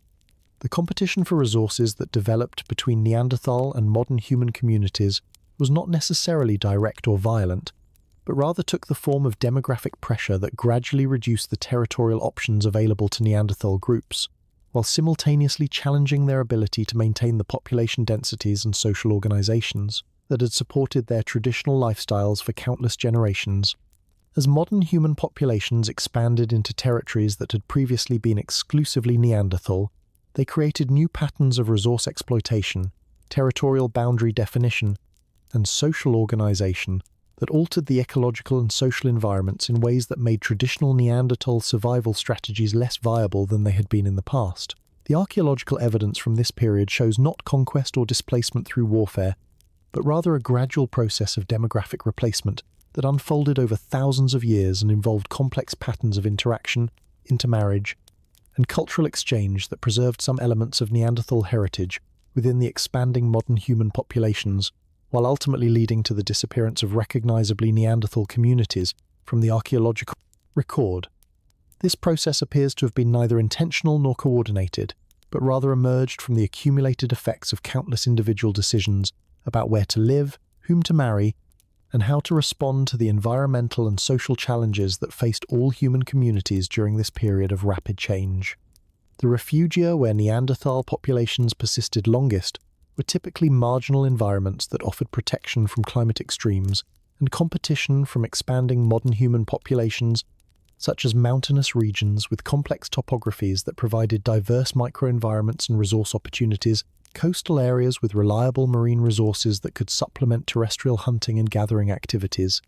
and isolated peninsulas or islands that remained relatively insulated from the demographic and cultural pressures that were transforming the human landscape of continental Europe. These refugial populations appear to have maintained recognizably Neanderthal cultural traditions and technological practices well into the period when modern human communities had become dominant throughout most of Europe. suggesting that the disappearance of Neanderthal populations was not simply a matter of inferior adaptive capabilities, but rather reflected the complex interplay of environmental change, demographic pressure, and geographical isolation that determined which communities could maintain viable population sizes and cultural continuity in the face of unprecedented challenges to their traditional ways of life. The genetic evidence for interbreeding between Neanderthal and modern human populations indicates that the boundaries between these human species were permeable enough to allow gene flow that has left lasting traces in the DNA of people. Living today, particularly among populations whose ancestors lived in Europe and Western Asia during the period of species coexistence, this genetic legacy suggests that the disappearance of Neanderthal populations involved not complete extinction, but rather demographic absorption and genetic integration that preserved some elements of Neanderthal biological heritage within the expanding modern human gene pool. The cultural innovations that emerged during the period of coexistence between Neanderthal and modern human communities show evidence of mutual influence and technological exchange that enriched the cultural repertoires of both species, while contributing to the development of new survival strategies and social practices that were better adapted to the challenging environmental conditions of late Ice Age Europe. These innovations included new hunting technologies, improved shelter construction techniques, enhanced food processing methods, and more sophisticated approaches to resource management and territorial organization that represented creative responses to the unprecedented challenges of survival in rapidly changing environments. The social networks and alliance systems that connected human communities across Ice Age Europe during this period appear to have become increasingly important as environmental changes disrupted traditional territorial boundaries or resource distributions, creating situations where survival depended upon the ability to maintain relationships with distant communities, share information about environmental conditions and resource opportunities, and coordinate responses to challenges that exceeded the capabilities of any single group. These network relationships may have favored communities with more extensive social connections and more flexible approaches to alliance formation and maintenance. The psychological and emotional impacts of environmental change and population pressure on both Neanderthal and modern human communities during this period must have been profound, as families and communities that had lived in the same territories for countless generations found themselves forced to abandon familiar landscapes, adapt to new environmental conditions, and compete with unfamiliar neighbors for resources that were becoming increasingly scarce and unpredictable. The stress of these changes may have affected birth rates, survival rates, social cohesion, and cultural continuity in ways that contributed to the demographic processes that ultimately determined which human lineages would survive to shape the future development of human consciousness on Earth. The final Neanderthal populations that persisted in refugial environments like the caves of Gibraltar, the mountains of the Caucasus, and the isolated valleys of the Iberian Peninsula represent the last chapters in a story that had unfolded over hundreds of thousands of years. Communities that maintained their traditional ways of life, even as the world around them was being transformed by forces beyond their control or comprehension, carrying forward the accumulated wisdom of countless generations until the very end, when the last Neanderthal fires flickered out in caves that had sheltered human beings for longer than recorded history, leaving behind only traces in stone and bone and the fading echoes of voices that had once been part of the great conversation of human consciousness on Earth. The food security challenges that faced both Neanderthal and modern human communities during this period of rapid environmental change created new pressures on traditional hunting and gathering strategies that had sustained human populations for countless generations, as climate fluctuations disrupted the seasonal migrations of large herbivores, altered the distribution and abundance of plant resources, and changed the fundamental ecological relationships that had provided the foundation for successful subsistence activities throughout Ice Age Europe. These challenges required innovations in food procurement, storage, and processing that tested the adaptive capabilities of both human species, while favoring survival strategies that emphasized dietary flexibility, technological innovation, and the ability to exploit new and unfamiliar resources when traditional food sources became unreliable or disappeared entirely. The demographic consequences of environmental stress and resource competition during this crucial period appear to have affected Neanderthal and modern human populations differently, with evidence suggesting that modern human communities were better able to maintain stable birth rates, reduce infant mortality, and support larger population sizes even under challenging conditions, possibly reflecting differences in social organization resource management strategies, or biological characteristics that provided subtle but cumulative advantages in situations where survival margins were narrow and environmental conditions were unpredictable. These demographic differences, while individually small, could have accumulated over many generations to create significant population disparities that affected competition for territories, resources, and mating opportunities. The technological responses to environmental challenges that emerged during this period show evidence of rapid innovation and adaptation in both Neanderthal and modern human communities, with new tool types, hunting strategies, and survival techniques that represented creative solutions to unprecedented problems of survival in rapidly changing environments. However, the rate of technological diffusion and standardization appears to have been faster in modern human communities, possibly reflecting differences in social learning systems, communication networks, or cultural transmission mechanisms that allowed successful innovations to spread more rapidly between distant groups and become integrated into standardized technological traditions that could be maintained across large geographical regions and diverse environmental conditions. The settlement archaeology from sites occupied during this period reveals changes in site selection, construction techniques, and spatial organization that reflect adaptation to increasing environmental unpredictability and resource scarcity, with evidence for more temporary occupations, greater emphasis on defensive positioning, and more efficient use of available materials and energy in shelter construction and maintenance. These changes suggest that both Neanderthal and modern human communities were responding to similar environmental pressures, but their specific adaptations may have differed in ways that affected their long-term viability and competitive success in environments where traditional survival strategies were no longer adequate. The evidence for territorial compression and range reduction in Neanderthal populations during this period shows a gradual retreat from marginal environments and concentration in refugial areas that offered the most reliable resources and the greatest protection from environmental extremes, creating patterns of population distribution that may have reduced genetic diversity, limited access to essential raw materials, and increased vulnerability to local environmental disasters or resource failures that could affect entire regional populations simultaneously. This territorial compression may have created positive feedback loops that accelerated population decline and reduced adaptive capabilities at precisely the time when environmental challenges were demanding maximum flexibility and resilience. The social stress indicators found in human remains from this period, including evidence of nutritional deficiency, increased injury rates, and signs of interpersonal conflict,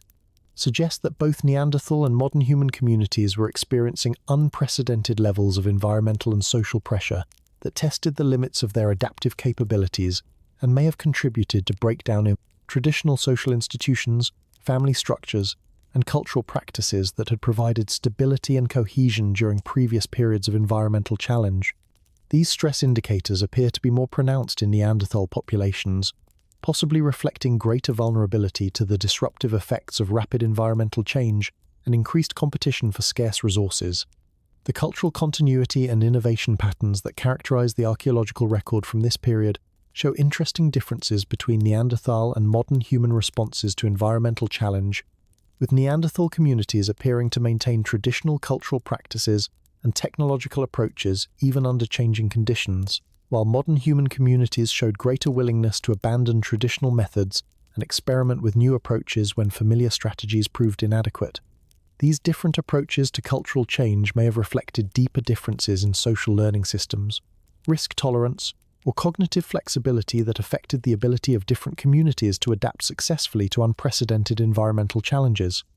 The evidence for long-distance movement and migration during this period suggests that modern human communities were more willing and able to abandon traditional territories and relocate to new environments when local conditions became unfavorable, while Neanderthal communities appeared to show greater attachment to familiar territories and stronger resistance to abandoning areas where their families had lived for countless generations.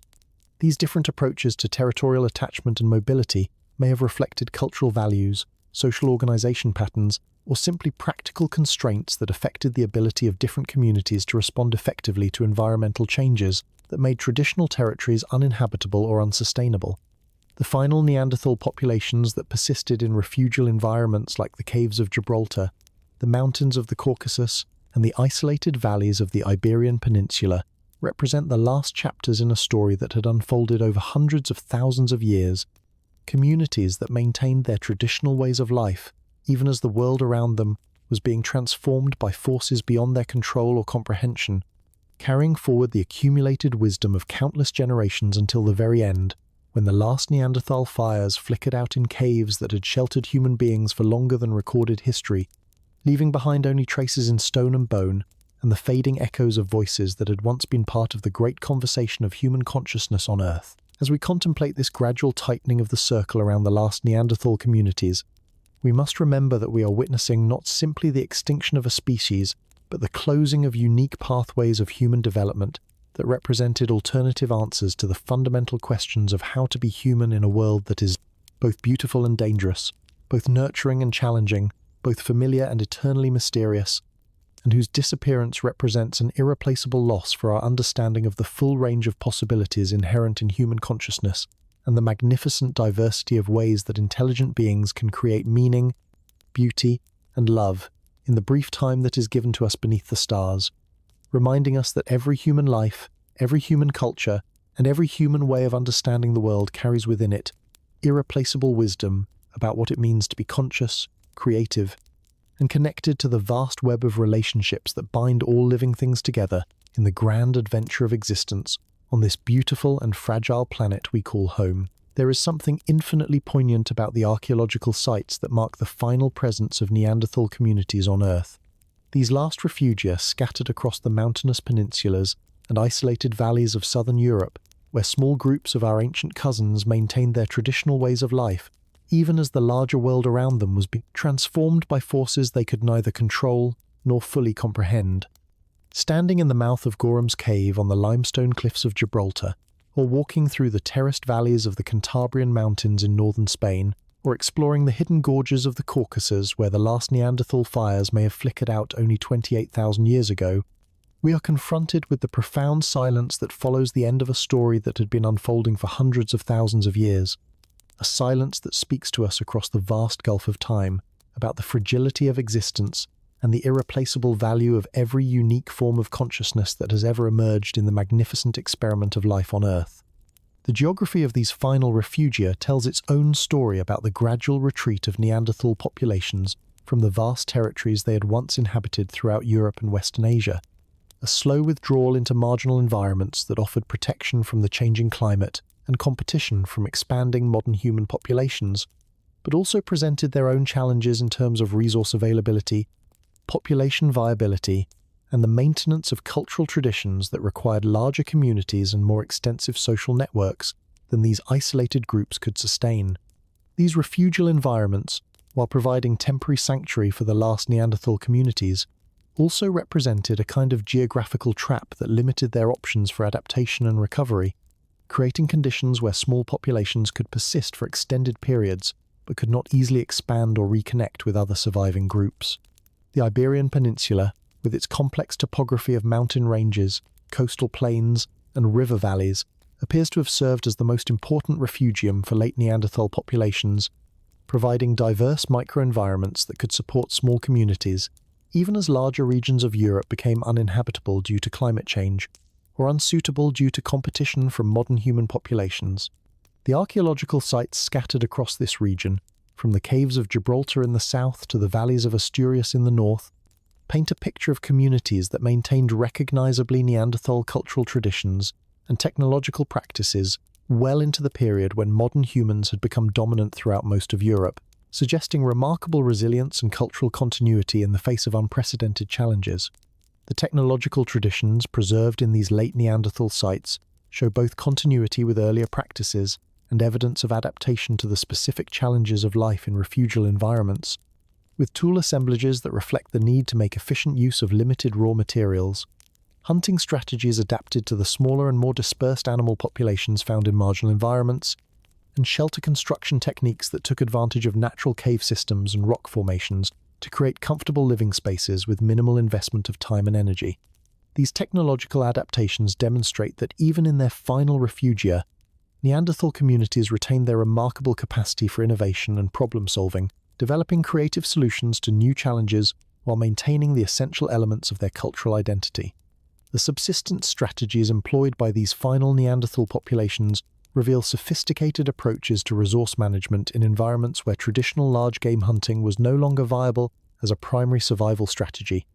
With evidence for increased reliance on marine resources, small game hunting, plant gathering, and opportunistic scavenging that allowed small communities to maintain adequate nutrition, even in marginal environments where larger populations would have quickly exhausted available resources. These dietary adaptations required not only practical knowledge about new food sources and processing techniques, but also cultural flexibility that allowed communities to abandon traditional food preferences and adopt new subsistence practices that their ancestors might never have considered. The social organization of these refugial populations appears to have been characterized by smaller group sizes, more flexible kinship arrangements,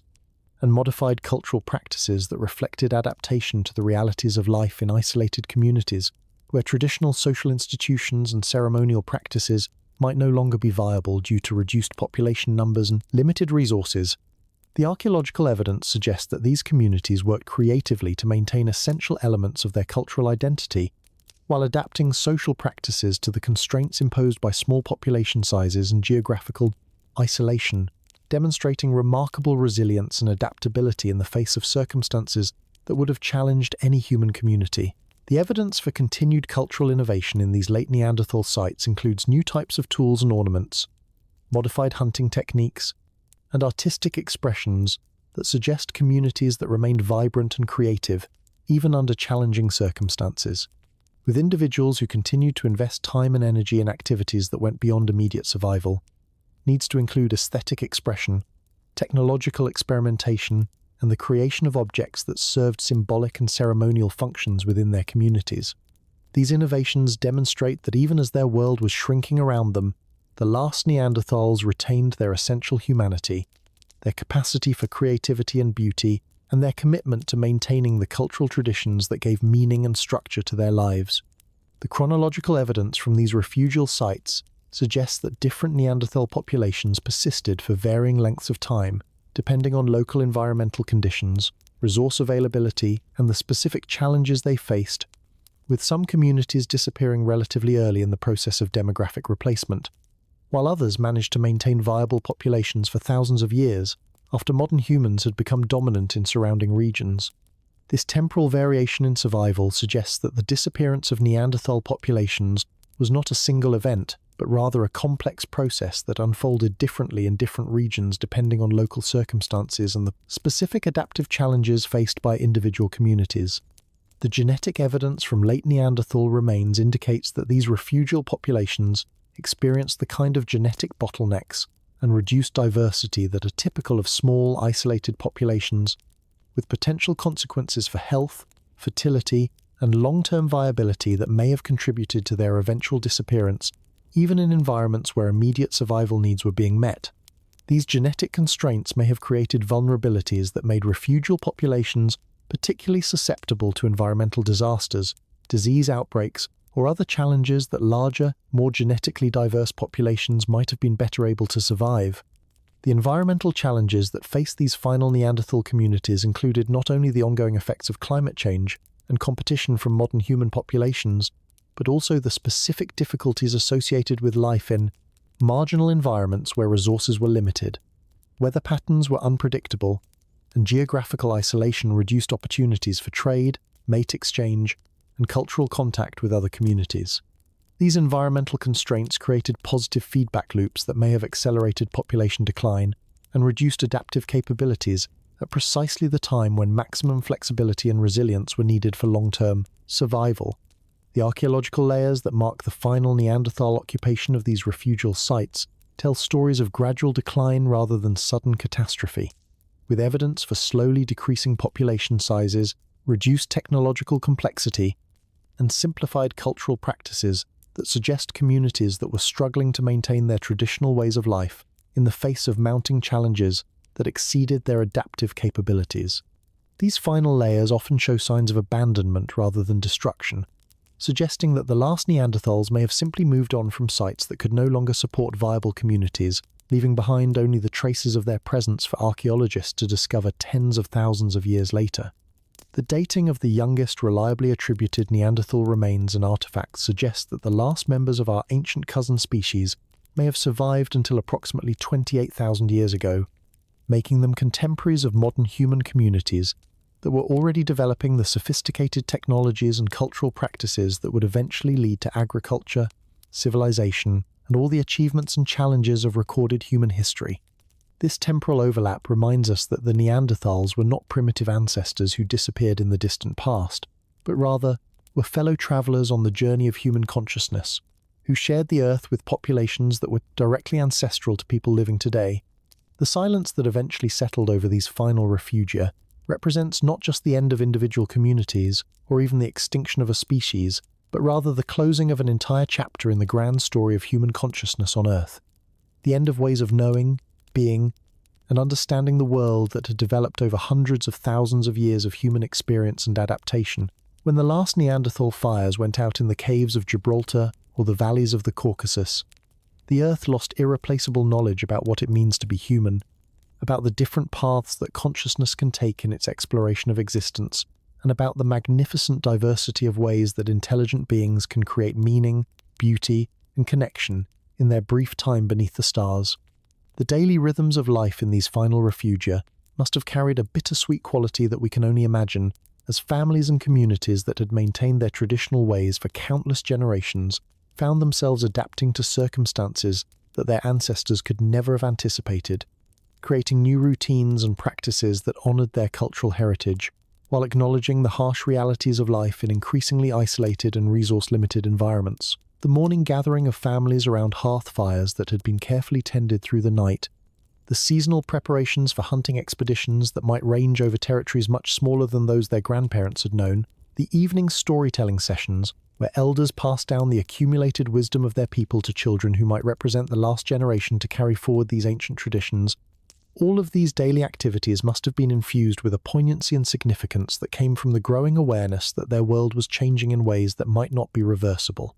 The artistic expressions found in these late Neanderthal sites reveal communities that continued to create beauty and meaning even as their world was contracting around them, with cave paintings, carved ornaments,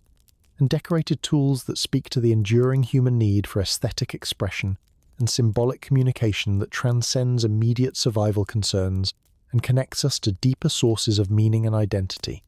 These artistic traditions show both continuity with earlier Neanderthal cultural practices and evidence of innovation and adaptation to new circumstances, suggesting that even in their final refugia, these communities retained their essential creativity and their commitment to maintaining the cultural practices that gave structure and meaning to their lives. The burial practices preserved in these refugial sites continue to demonstrate the sophisticated spiritual beliefs and emotional depth that had characterized Neanderthal communities throughout their long history, with evidence for careful preparation of the deceased, placement of grave goods that suggest beliefs about afterlife and spiritual continuation, and communal rituals that helped surviving family members process their grief while maintaining their connections to the cultural traditions that had sustained their people for countless generations. These burial practices become particularly poignant when we recognize that they may represent some of the last expressions of uniquely Neanderthal approaches to spirituality and the understanding of death that had evolved over hundreds of thousands of years of human experience. The tool-making traditions that persisted in these final communities show remarkable continuity with earlier Neanderthal technological practices, but also reveal adaptive innovations that reflect the specific challenges of life in marginal environments, where high-quality raw materials were scarce and traditional hunting strategies had to be modified to accommodate smaller game populations and more limited territorial ranges. These technological adaptations demonstrate the continued vitality and problem-solving capabilities of late Neanderthal communities, showing that even under challenging circumstances, they retained their remarkable ability to innovate and create effective solutions to new survival challenges, while maintaining the essential elements of their cultural and technological traditions. The evidence for seasonal mobility patterns in these refugial populations suggests that even in their contracted territories, the last Neanderthal communities maintained sophisticated approaches to resource management and territorial organization that maximized the productivity of their limited environments while preserving essential elements of their traditional nomadic lifestyle. These mobility patterns required careful coordination between different family groups,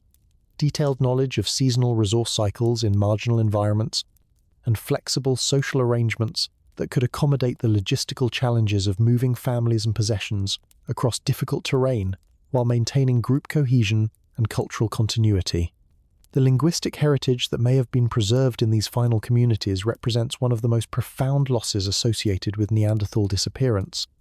as the unique languages, oral traditions, and ways of understanding and describing the world that had evolved over hundreds of thousands of years of human experience vanished forever when the last speakers died, taking with them irreplaceable knowledge about human linguistic capabilities, cultural expression, and the diverse ways that conscious beings can use language to create meaning, share experiences, and build the social bonds that hold communities together across time and space. The ecological relationships that these final Neanderthal communities maintained with their refugial environments reveal sophisticated understanding of landscape management, resource conservation, and sustainable exploitation practices that allowed small populations to persist in marginal areas without depleting the natural systems upon which their survival depended. These ecological practices, developed through generations of careful observation and experimentation, represent valuable knowledge about human-environment relationships that was lost forever when these communities disappeared, knowledge that might have provided important insights for modern conservation efforts and sustainable resource management practices. The psychological resilience demonstrated by these final Neanderthal populations in the face of mounting challenges and increasingly difficult circumstances speaks to the fundamental strength and adaptability of human consciousness and the remarkable capacity for hope, creativity, and cultural continuity that characterizes our species even under the most challenging conditions. The fact that these communities continued to invest time and energy in activities that went beyond immediate survival needs, including artistic expression, ceremonial practices, and the education of children, demonstrates an admirable commitment to maintaining their humanity and their cultural values even as their world was shrinking around them. The silence that eventually settled over these final refugia represents not just the end of individual communities or even the extinction of a species, but rather the closing of an entire chapter in the grand story of human consciousness on Earth, the end of ways of knowing, being, and understanding the world that had developed over hundreds of thousands of years of human experience and adaptation. When the last Neanderthal fires went out in the caves of Gibraltar or the valleys of the Caucasus, the Earth lost irreplaceable knowledge about what it means to be human, about the different paths that consciousness can take in its exploration of existence, and about the magnificent diversity of ways that intelligent beings can create meaning, beauty, and connection in their brief time beneath the stars. As we stand in these ancient refugia today, surrounded by the profound silence that follows the end of any great story, we are reminded that every human life, every human culture, and every human way of understanding the world carries within it irreplaceable wisdom about the nature of consciousness and the possibilities inherent in the grand adventure of existence, and that the loss of any unique form of human awareness represents a diminishment of our collective understanding of what it means to be alive, aware, and connected to the magnificent web of relationships that binds all living things together in the ongoing story of life on this beautiful and fragile planet we share, carrying forward in our own lives and cultures the responsibility to honor the memory of all those who came before us and to preserve for future generations the precious gift of human consciousness that has been entrusted to our care. In the quiet laboratories where scientists extract ancient DNA from fragments of bone that have rested in European caves for tens of thousands of years, a remarkable story is being written in the language of genetics, a story that speaks to the enduring presence of our Neanderthal cousins, not in the archaeological record or in the landscapes they once inhabited, but rather in the very cells of our own bodies, in the microscopic sequences of genetic information that determine everything from our immune responses to our susceptibility to certain diseases, from the texture of our hair to the shape of our faces, carrying forward across countless generations the biological heritage of a human species that vanished from the Earth 28,000 years ago, but whose influence continues to flow through the bloodlines of people living today. The discovery that modern humans of European and Asian ancestry carry within their genomes between 1 and 4%, Neanderthal DNA represents one of the most profound revelations in the history of human evolutionary studies, overturning decades of scientific thinking about the relationship between different human species and demonstrating conclusively that the story of Neanderthal disappearance was not simply one of replacement and extinction, but rather, involved complex patterns of interbreeding, genetic exchange, and biological integration that preserved essential elements of Neanderthal heritage within the expanding modern human gene pool.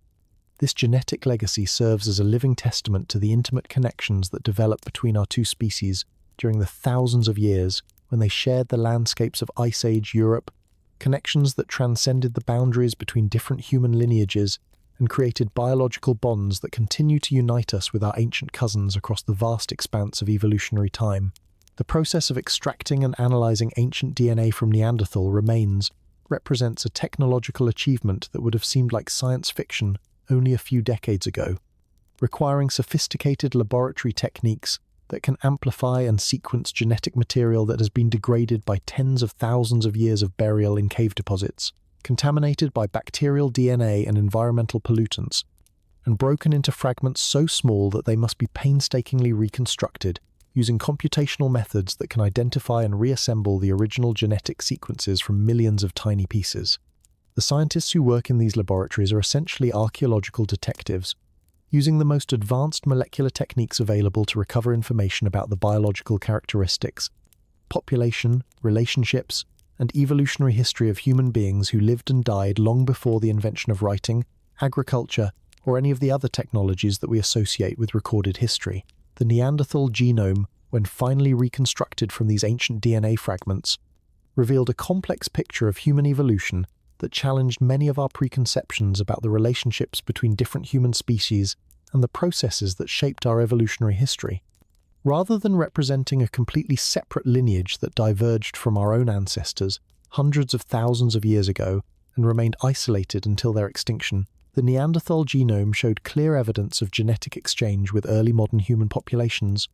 indicating that the boundaries between human species were more permeable and more fluid than traditional models of human evolution had suggested, and that the story of human development involved multiple episodes of population mixing, genetic flow, and biological integration that created a complex web of evolutionary relationships connecting all human lineages. The specific genetic variants that modern humans inherited from their Neanderthal ancestors provide fascinating insights into the adaptive advantages that these ancient genes may have provided to human populations as they expanded into new environments and encountered new challenges. Some Neanderthal genetic variants appear to be associated with enhanced immune system function, possibly providing protection against diseases and pathogens that early modern humans encountered as they moved into European environments where Neanderthal populations had been adapting for hundreds of thousands of years, essentially allowing modern humans to benefit from the accumulated biological wisdom that their Neanderthal cousins had developed through countless generations of natural selection and environmental adaptation. Other Neanderthal genetic variants appear to influence characteristics related to skin and hair pigmentation, cold adaptation, and metabolic function, suggesting that interbreeding with Neanderthal populations may have provided modern humans with biological advantages that were specifically useful for life in the challenging environments of Ice Age Europe, where darker skin pigmentation could provide protection against harsh winds and cold temperatures. Enhanced metabolic efficiency could improve survival during periods of food scarcity, and improved cold tolerance could reduce the risk of hypothermia and other cold-related health problems that threaten survival in Arctic and subarctic environments. The geographic distribution of Neanderthal genetic variants in modern human populations reveals interesting patterns that reflect the historical movements and migrations of human populations since the period of Neanderthal modern human interbreeding, with higher concentrations of Neanderthal DNA found in populations whose ancestors remained in Europe and Western Asia, and lower concentrations found in populations whose ancestors migrated to other continents before or after the period of genetic exchange. These distribution patterns serve as a kind of genetic archaeology that allows scientists to trace the movements of human populations across thousands of years and to reconstruct the historical processes that shaped the genetic diversity of modern human populations around the world. The functional significance of Neanderthal genetic variants in modern human biology extends beyond simple physical characteristics to include influences on neurological development, cognitive function, and behavioral tendencies that may affect everything from learning abilities to personality traits to susceptibility to certain psychiatric and neurological conditions. While the specific effects of most Neanderthal genetic variants remain poorly understood, ongoing research is beginning to reveal the complex ways in which this ancient genetic heritage continues to influence human biology and behavior, suggesting that the legacy of our Neanderthal cousins extends far beyond the fossil record to include ongoing influences on the fundamental biological processes that shape human development and function. The evolutionary implications of Neanderthal-modern human interbreeding challenge traditional concepts of species boundaries and evolutionary relationships, suggesting that human evolution involved much more complex patterns of gene flow, population mixing, and biological integration than simple models of linear progression and species replacement had previously indicated. The fact that fertile offspring resulted from Neanderthal-modern human interbreeding demonstrates that these two human lineages remain genetically compatible despite hundreds of thousands of years of separate evolution, indicating that the differences between them were matters of degree rather than fundamental biological incompatibilities that would have prevented successful reproduction. The cultural and social contexts within which Neanderthal-modern human interbreeding occurred remain largely mysterious, but the genetic evidence suggests that these interactions were not isolated events, but rather represented ongoing patterns of contact and genetic exchange that persisted for thousands of years and involved multiple human populations across vast geographical regions. These interactions may have included everything from occasional encounters between different groups during seasonal migrations to more sustained relationships involving intermarriage and long-term cultural exchange, creating social and biological connections that transcended the boundaries between different human species and contributed to the complex patterns of genetic diversity that characterize modern human populations. The medical implications of Neanderthal genetic heritage in modern human populations have become increasingly important as scientists discover that many Neanderthal genetic variants continue to influence human health and disease susceptibility in ways that affect millions of people living today. Some Neanderthal genetic variants appear to provide protection against certain infectious diseases while increasing susceptibility to others, create advantages for living in certain environments while creating disadvantages in others, and influence immune system function in ways that can affect everything from vaccine responses to autoimmune disease risk, demonstrating that our ancient genetic heritage continues to play active roles in determining human health outcomes in the modern world. The technological advances that have made it possible to sequence and analyze Neanderthal DNA represent just the beginning of what promises to be a revolutionary period in our understanding of human evolutionary history, with new methods for extracting genetic information from increasingly ancient and degraded samples, improved computational techniques for analyzing complex genetic data, and enhanced understanding of the functional significance of genetic variants that will continue to reveal new insights about the biological legacy of our extinct human cousins and the ways in which their genetic heritage continues to influence modern human biology and evolution. The philosophical implications of discovering that we carry Neanderthal genes within our own bodies challenge us to reconsider fundamental questions about human identity, species boundaries, and our relationships with other forms of life, reminding us that we are not isolated products of a single evolutionary lineage, but rather represent the convergence of multiple streams of human development that have flowed together across hundreds of thousands of years to create the complex biological and cultural heritage that defines modern humanity. In every cell of our bodies, we carry the genetic echoes of ancient encounters between different human species, living reminders that the story of human evolution is not one of conquest and replacement, but rather one of connection, integration, and the beautiful complexity that emerges when different forms of consciousness meet and merge in the grand adventure of life on Earth. The research methodologies that have revolutionized our understanding of ancient human genetics represent an extraordinary convergence of archaeological discovery, molecular biology, and computational analysis that allows scientists to peer into the biological past with unprecedented precision and detail, using techniques that can extract meaningful genetic information from bone fragments that are smaller than a fingernail and older than human civilization, fragments that have survived tens of thousands of years of burial in cave deposits, exposure to fluctuating temperatures and moisture levels, and contamination by countless microorganisms that have left their own genetic signatures in the same sediments where our ancestors once lived and died. The laboratory protocols required for ancient DNA extraction demand extraordinary precautions against contamination, with scientists working in sterile environments that rival those found in the most advanced medical facilities, wearing protective clothing that prevents their own DNA from contaminating ancient samples, and using specialized equipment that can detect and eliminate even trace amounts of modern genetic material that might otherwise obscure the authentic ancient sequences they are trying to recover. These protocols represent years of methodological development and refinement, with each step in the process carefully designed to maximize the recovery of authentic ancient DNA while minimizing the risk of contamination that could lead to false conclusions about the genetic characteristics of extinct human populations.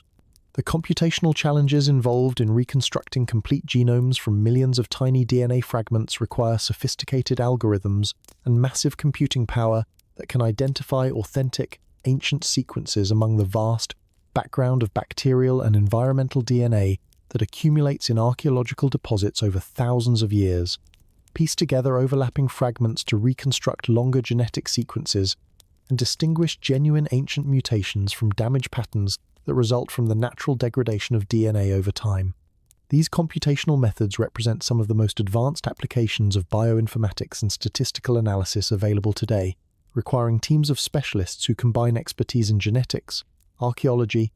computer science, and mathematics to solve problems that would have been inconceivable just a few decades ago. The quality control measures that ensure the reliability of ancient DNA results involve multiple independent laboratories, analyzing the same samples, rigorous testing for contamination and degradation, and careful comparison of results across different analytical methods to verify that the genetic sequences being recovered are authentic ancient DNA rather than modern contamination or laboratory artifacts. These quality control protocols have become increasingly sophisticated as the field has matured, with international standards and best practices that ensure the reliability and reproducibility of ancient DNA studies, while maintaining the highest ethical standards for the treatment of human remains and respect for the cultural significance of archaeological materials. The geographic scope of Neanderthal DNA analysis has expanded dramatically as new sites are discovered and new samples become available for analysis. With genetic material now recovered from Neanderthal populations across their entire geographical range, from the Atlantic coasts of Spain and Portugal to the mountain valleys of the Caucasus and the steppes of Central Asia, providing insights into the genetic diversity and population structure of Neanderthal communities that lived in different environments and time periods throughout their long evolutionary history. This expanding database of Neanderthal genetic information continues to reveal new insights about population relationships, migration patterns, and the complex demographic processes that shaped Neanderthal evolution over hundreds of thousands of years. The temporal depth of Neanderthal genetic studies now extends from the earliest known Neanderthal populations to the very latest communities that survived in refugial environments, providing unprecedented insights into how Neanderthal genetics changed over time in response to environmental challenges, population bottlenecks, and interactions with other human species, including evidence for genetic changes that may have occurred in response to climate fluctuations, dietary shifts, and the demographic pressures that ultimately led to their disappearance from the archaeological record. These temporal studies reveal that Neanderthal populations were not genetically static, but rather underwent continuous evolutionary change throughout their history, adapting to new challenges while maintaining the essential genetic characteristics that defined their species. The comparative genomic studies that examine the relationships between Neanderthal, modern human, and other ancient human genomes continue to reveal new insights about the complex evolutionary processes that shaped all human lineages, including evidence for multiple episodes of population mixing, genetic flow between different human species, and the role of natural selection in determining which genetic variants survived and spread throughout modern human populations. These comparative studies demonstrate that human evolution was far more complex and interconnected than simple models of linear progression had suggested, involving a web of relationships between different human lineages that created the genetic diversity that characterizes modern humanity. The functional genomics research that seeks to understand how Neanderthal genetic variants actually influence modern human biology represents one of the most exciting frontiers in human genetics, with studies that examine how ancient genetic variants affect gene expression, protein function, and cellular processes in ways that continue to influence human health, development, and adaptation to different environments. These functional studies are beginning to reveal the specific molecular mechanisms through which our Neanderthal genetic heritage continues to shape modern human biology, providing insights that may eventually lead to new medical treatments and a deeper understanding of human genetic diversity. The ethical considerations surrounding ancient DNA research have become increasingly important as the field has developed, with ongoing discussions about the proper treatment of human remains, the rights of descendant communities to control research on their ancestors, and the potential implications of genetic research for our understanding of human identity and relationships between different human populations. These ethical discussions reflect the growing recognition that ancient DNA research is not simply a technical endeavor, but rather involves fundamental questions about human dignity, cultural respect, and the responsible use of scientific knowledge that touches on some of the most sensitive aspects of human identity and history. The philosophical implications of discovering that we carry Neanderthal genes within our own bodies challenge us to reconsider fundamental questions about human identity, species boundaries, and our relationships with other forms of life, reminding us that we are not isolated products of a single evolutionary lineage, but rather represent the convergence of multiple streams of human development that have flowed together across hundreds of thousands of years to create the complex biological and cultural heritage that defines modern humanity. In every cell of our bodies, we carry the genetic echoes of ancient encounters between different human species, living reminders that the story of human evolution is not one of conquest and replacement, but rather one of connection, integration, and the beautiful complexity that emerges when different forms of consciousness meet and merge in the grand adventure of life on Earth. As we contemplate the genetic legacy that connects us to our Neanderthal cousins across tens of thousands of years, we are reminded that the boundaries between self and other, between us and them, between past and present, are far more fluid and permeable than we might have imagined, and that we carry within ourselves not only our own individual stories, but also the accumulated biological wisdom of countless generations of human beings who faced their own challenges, created their own solutions, and passed forward through the miracle of genetic inheritance, the precious gift of life that continues to unfold in new and wonderful ways in each generation that inherits the earth, carrying within our very cells the living memory of all those who came before us, and the responsibility to honor their legacy through our own choices about how to live with wisdom, compassion, and reverence for the magnificent web of life that connects us all. In the profound silence that surrounds the end of any great story, when the last echoes have faded and only memory remains to preserve what once was vital and present in the world, we find ourselves standing at the threshold of understanding, looking back across the vast expanse of time that separates us from our Neanderthal cousins, and asking the deepest questions about what their remarkable journey through hundreds of thousands of years of human experience can teach us about our own nature, our own challenges, and our own responsibilities as inheritors of a planet where consciousness has emerged from the cosmic dance of matter and energy to contemplate its own existence and search for meaning in the brief time that is given to each generation beneath the stars. The story of the Neanderthals speaks to us across the millennia about the profound resilience of human consciousness and the remarkable capacity for adaptation, creativity, and cultural innovation that characterizes our species in all its magnificent diversity, reminding us that intelligence and wisdom can take many different forms, that there are countless ways of being human in the world, and that the solutions we create to the challenges of existence are shaped not only by our biological inheritance, but also by the specific environments, social relationships, and cultural traditions that give structure and meaning to our lives. From their sophisticated technologies to their complex social organizations, from their artistic expressions to their spiritual beliefs, the Neanderthals demonstrated that human consciousness is infinitely creative and adaptable, capable of finding beauty and meaning even in the harshest circumstances. The environmental challenges that the Neanderthals faced throughout their long history offer profound lessons for our own relationship with the natural world, particularly as we confront the reality of rapid climate change, environmental degradation, and the loss of biodiversity that threatens the stability of the ecological systems upon which all life depends. The Neanderthals lived through multiple ice ages, survived dramatic climate fluctuations, and adapted to environmental changes that transformed entire landscapes within the span of a few generations, developing survival strategies that emphasize deep knowledge of local ecosystems, sustainable resource management, and flexible responses to changing conditions that allowed them to thrive in some of the most challenging environments that human beings have ever inhabited. Their approach to technology and innovation demonstrates the importance of developing tools and techniques that are appropriate to specific environmental conditions and social needs, rather than pursuing technological complexity for its own sake, creating implements and methods that were perfectly adapted to the challenges they faced, while remaining simple enough to be maintained and transmitted across generations without requiring elaborate infrastructure or specialized materials that might not be available in times of crisis. This approach to appropriate technology offers valuable insights for modern societies that often assume that more complex solutions are inherently better than simpler ones, even when simplicity and sustainability might be more appropriate for long-term survival and well-being. The social organization of Neanderthal communities provides important lessons about the value of cooperation, mutual support,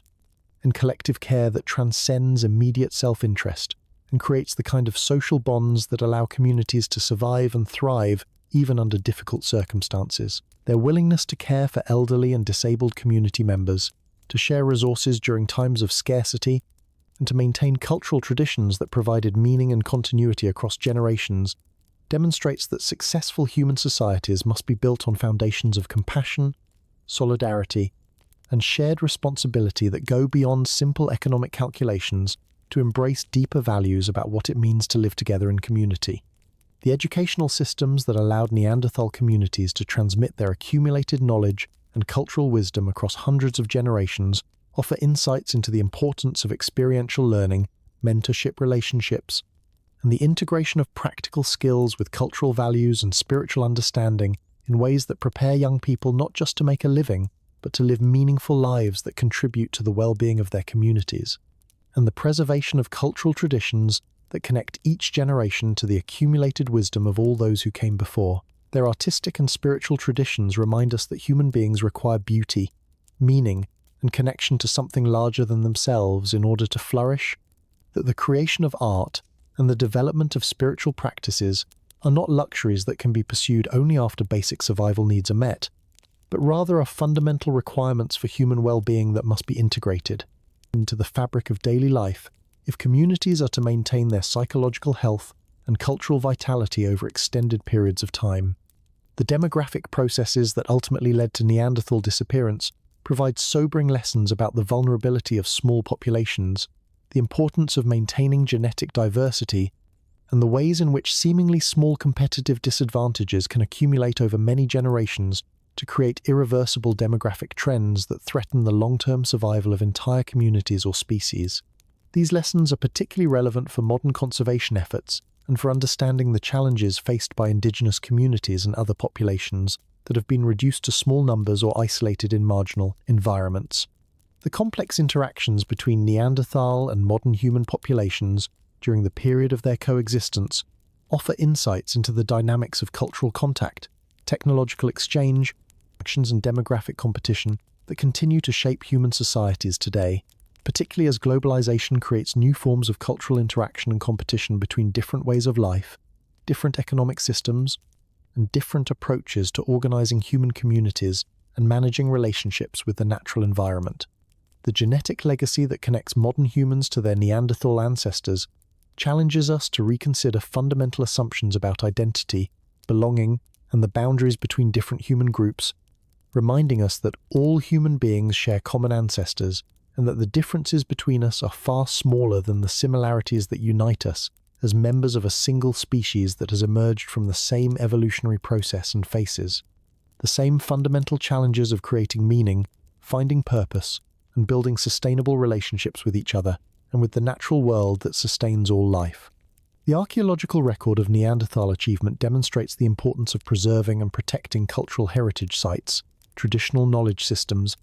and the material remains of past human societies that provide irreplaceable insights into the diversity of human experience and the range of solutions that different communities have developed to address universal human needs and challenges. The loss of archaeological sites to development, looting, or environmental destruction represents not just the loss of scientific information, but the loss of irreplaceable knowledge about human potential and creativity. The methodological advances that have revolutionized our understanding of Neanderthal life and culture illustrate the importance of interdisciplinary collaboration between archaeologists, geneticists, climate scientists, and other researchers who bring different perspectives and techniques to bear on complex questions about human history and evolution, demonstrating that the most profound insights often emerge from the integration of multiple approaches and the willingness to challenge established assumptions when new evidence suggests different interpretations. The ethical dimensions of Neanderthal research raise important questions about our responsibilities toward extinct human populations, the proper treatment of human remains, and the ways in which scientific research should be conducted with respect for the dignity and cultural significance of the people whose lives are being studied, even when those people lived tens of thousands of years ago and left no direct descendants to speak for their interests and concerns. The philosophical implications of Neanderthal disappearance challenge us to think deeply about the meaning of extinction, the value of diversity, and our obligations to preserve and protect the full range of human cultural expressions and ways of life that continue to exist in the world today. Recognizing that every human culture represents a unique experiment in the possibilities of human consciousness, and that the loss of any cultural tradition diminishes our collective understanding of what it means to be human. As we reflect on the profound lessons that emerge from the Neanderthal story, we are reminded that we live in a time when many of the same challenges that our ancient cousins faced continue to threaten human communities around the world, from climate change and environmental degradation to social conflict and the loss of traditional knowledge systems, and that the wisdom they developed through hundreds of thousands of years of human experience offers valuable guidance for creating more sustainable, equitable, and meaningful ways of life that honor both our shared humanity and the magnificent diversity of ways that human consciousness can express itself in the world.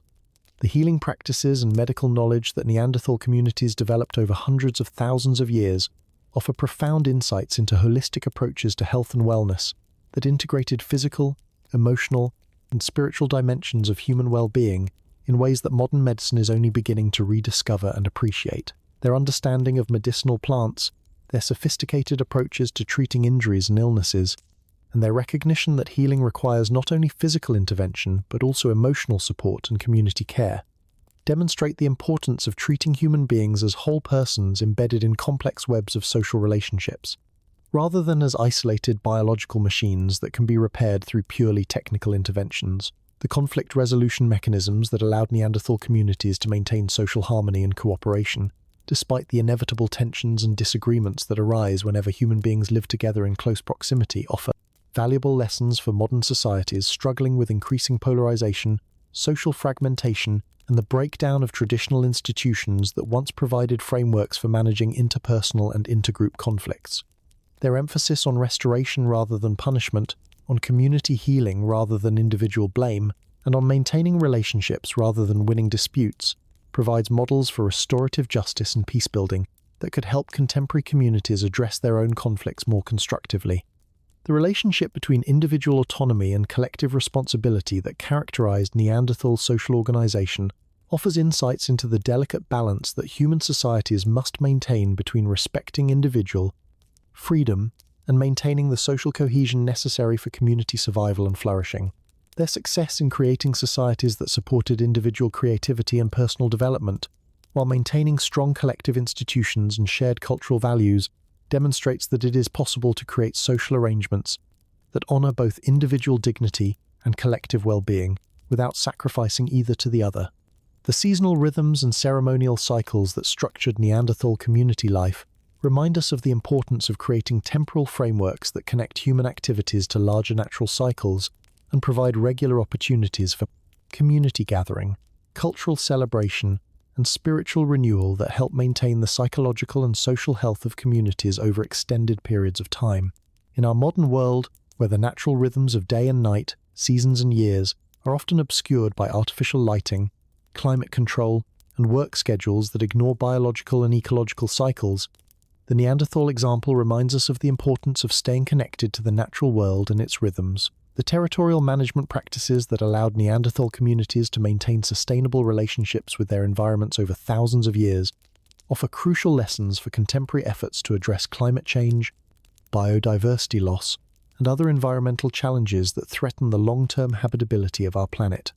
Their understanding that human survival depends on maintaining the health and productivity of natural ecosystems rather than simply extracting maximum short-term value from available resources provides models for sustainable development that could help modern societies transition to more environmentally responsible ways of life. The intergenerational knowledge transmission systems that preserved and transmitted Neanderthal cultural wisdom across hundreds of generations, without the benefit of written language, demonstrate the power of oral traditions, experiential learning, and mentorship relationships to maintain cultural continuity and collective memory in ways that remain relevant for contemporary communities seeking to preserve traditional knowledge, cultural heritage, and spiritual wisdom in an era of rapid technological and social change that often disrupts traditional forms of cultural transmission. The architectural and spatial organization principles that governed Neanderthal settlement design reveal sophisticated understanding of the relationships between built environments and human well-being, with careful attention to factors like natural lighting, air circulation, acoustic properties, and the integration of indoor and outdoor spaces that created living environments that supported both individual privacy and community interaction.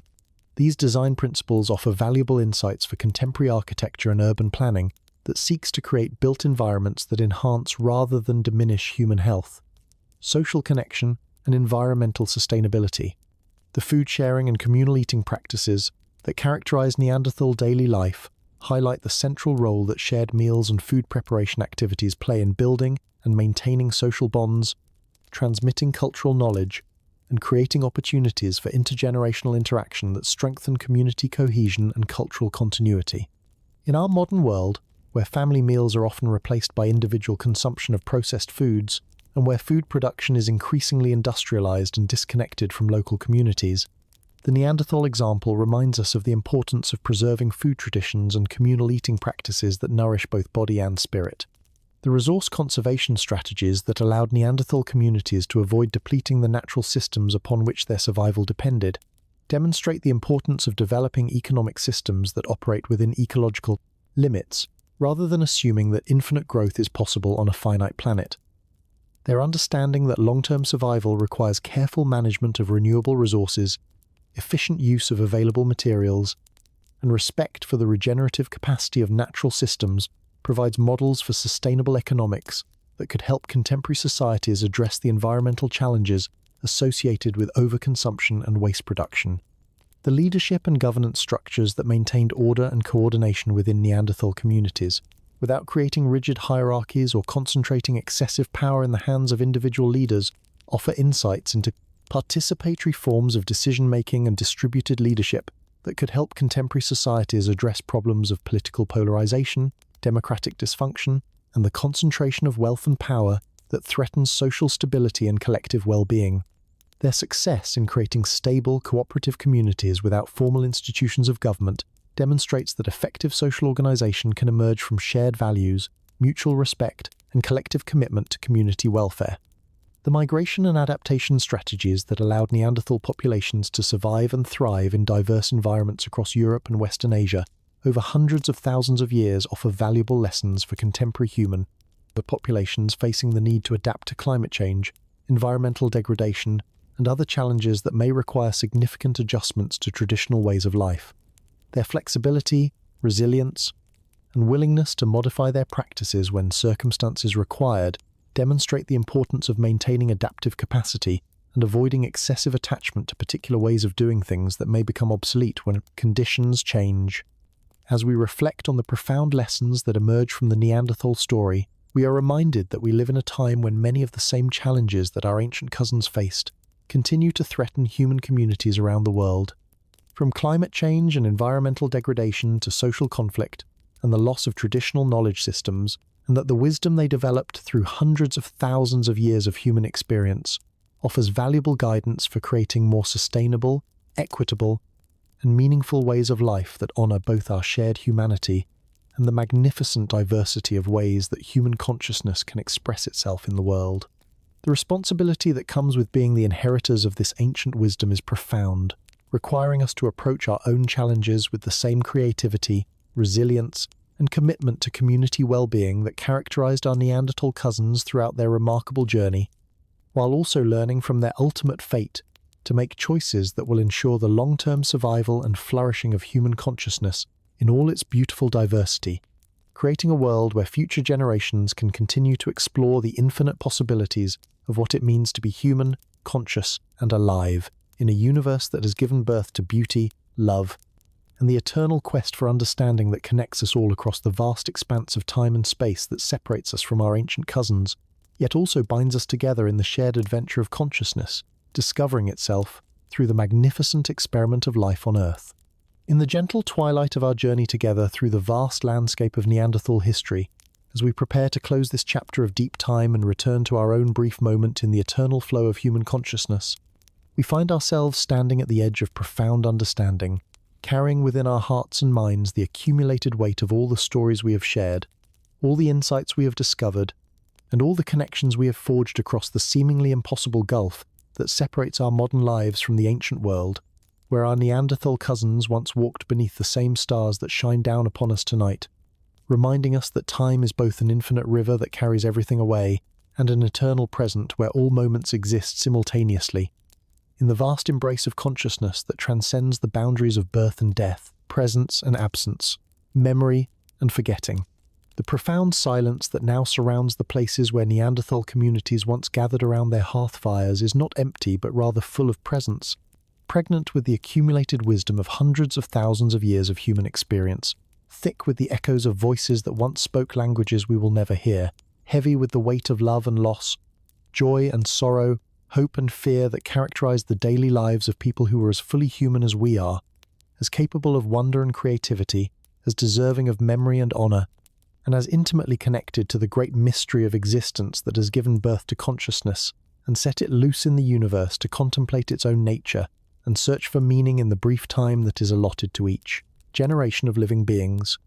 When we visit the archaeological sites where the last traces of Neanderthal presence can still be found, when we stand in the mouth of Gorham's Cave looking out over the Mediterranean waters that have witnessed so much human history, when we walk through the valleys of the Dordogne where families once gathered to share meals and tell stories around fires that warmed both body and soul, when we explore the limestone caves of Spain where the earliest known human art was created by hands that were guided by minds, every bit as capable of aesthetic vision and symbolic thinking as our own, we are not simply visiting museums or tourist attractions, but rather entering sacred spaces where the deepest mysteries of human existence were lived out in all their complexity and beauty. The memory of the Neanderthals lives on not only in the archaeological record and in the genetic traces that flow through our own bloodlines, but also in the countless ways that their example continues to inspire and challenge us to think more deeply about what it means to be human, what it means to live in sustainable relationship with the natural world, what it means to create communities based on cooperation and mutual care,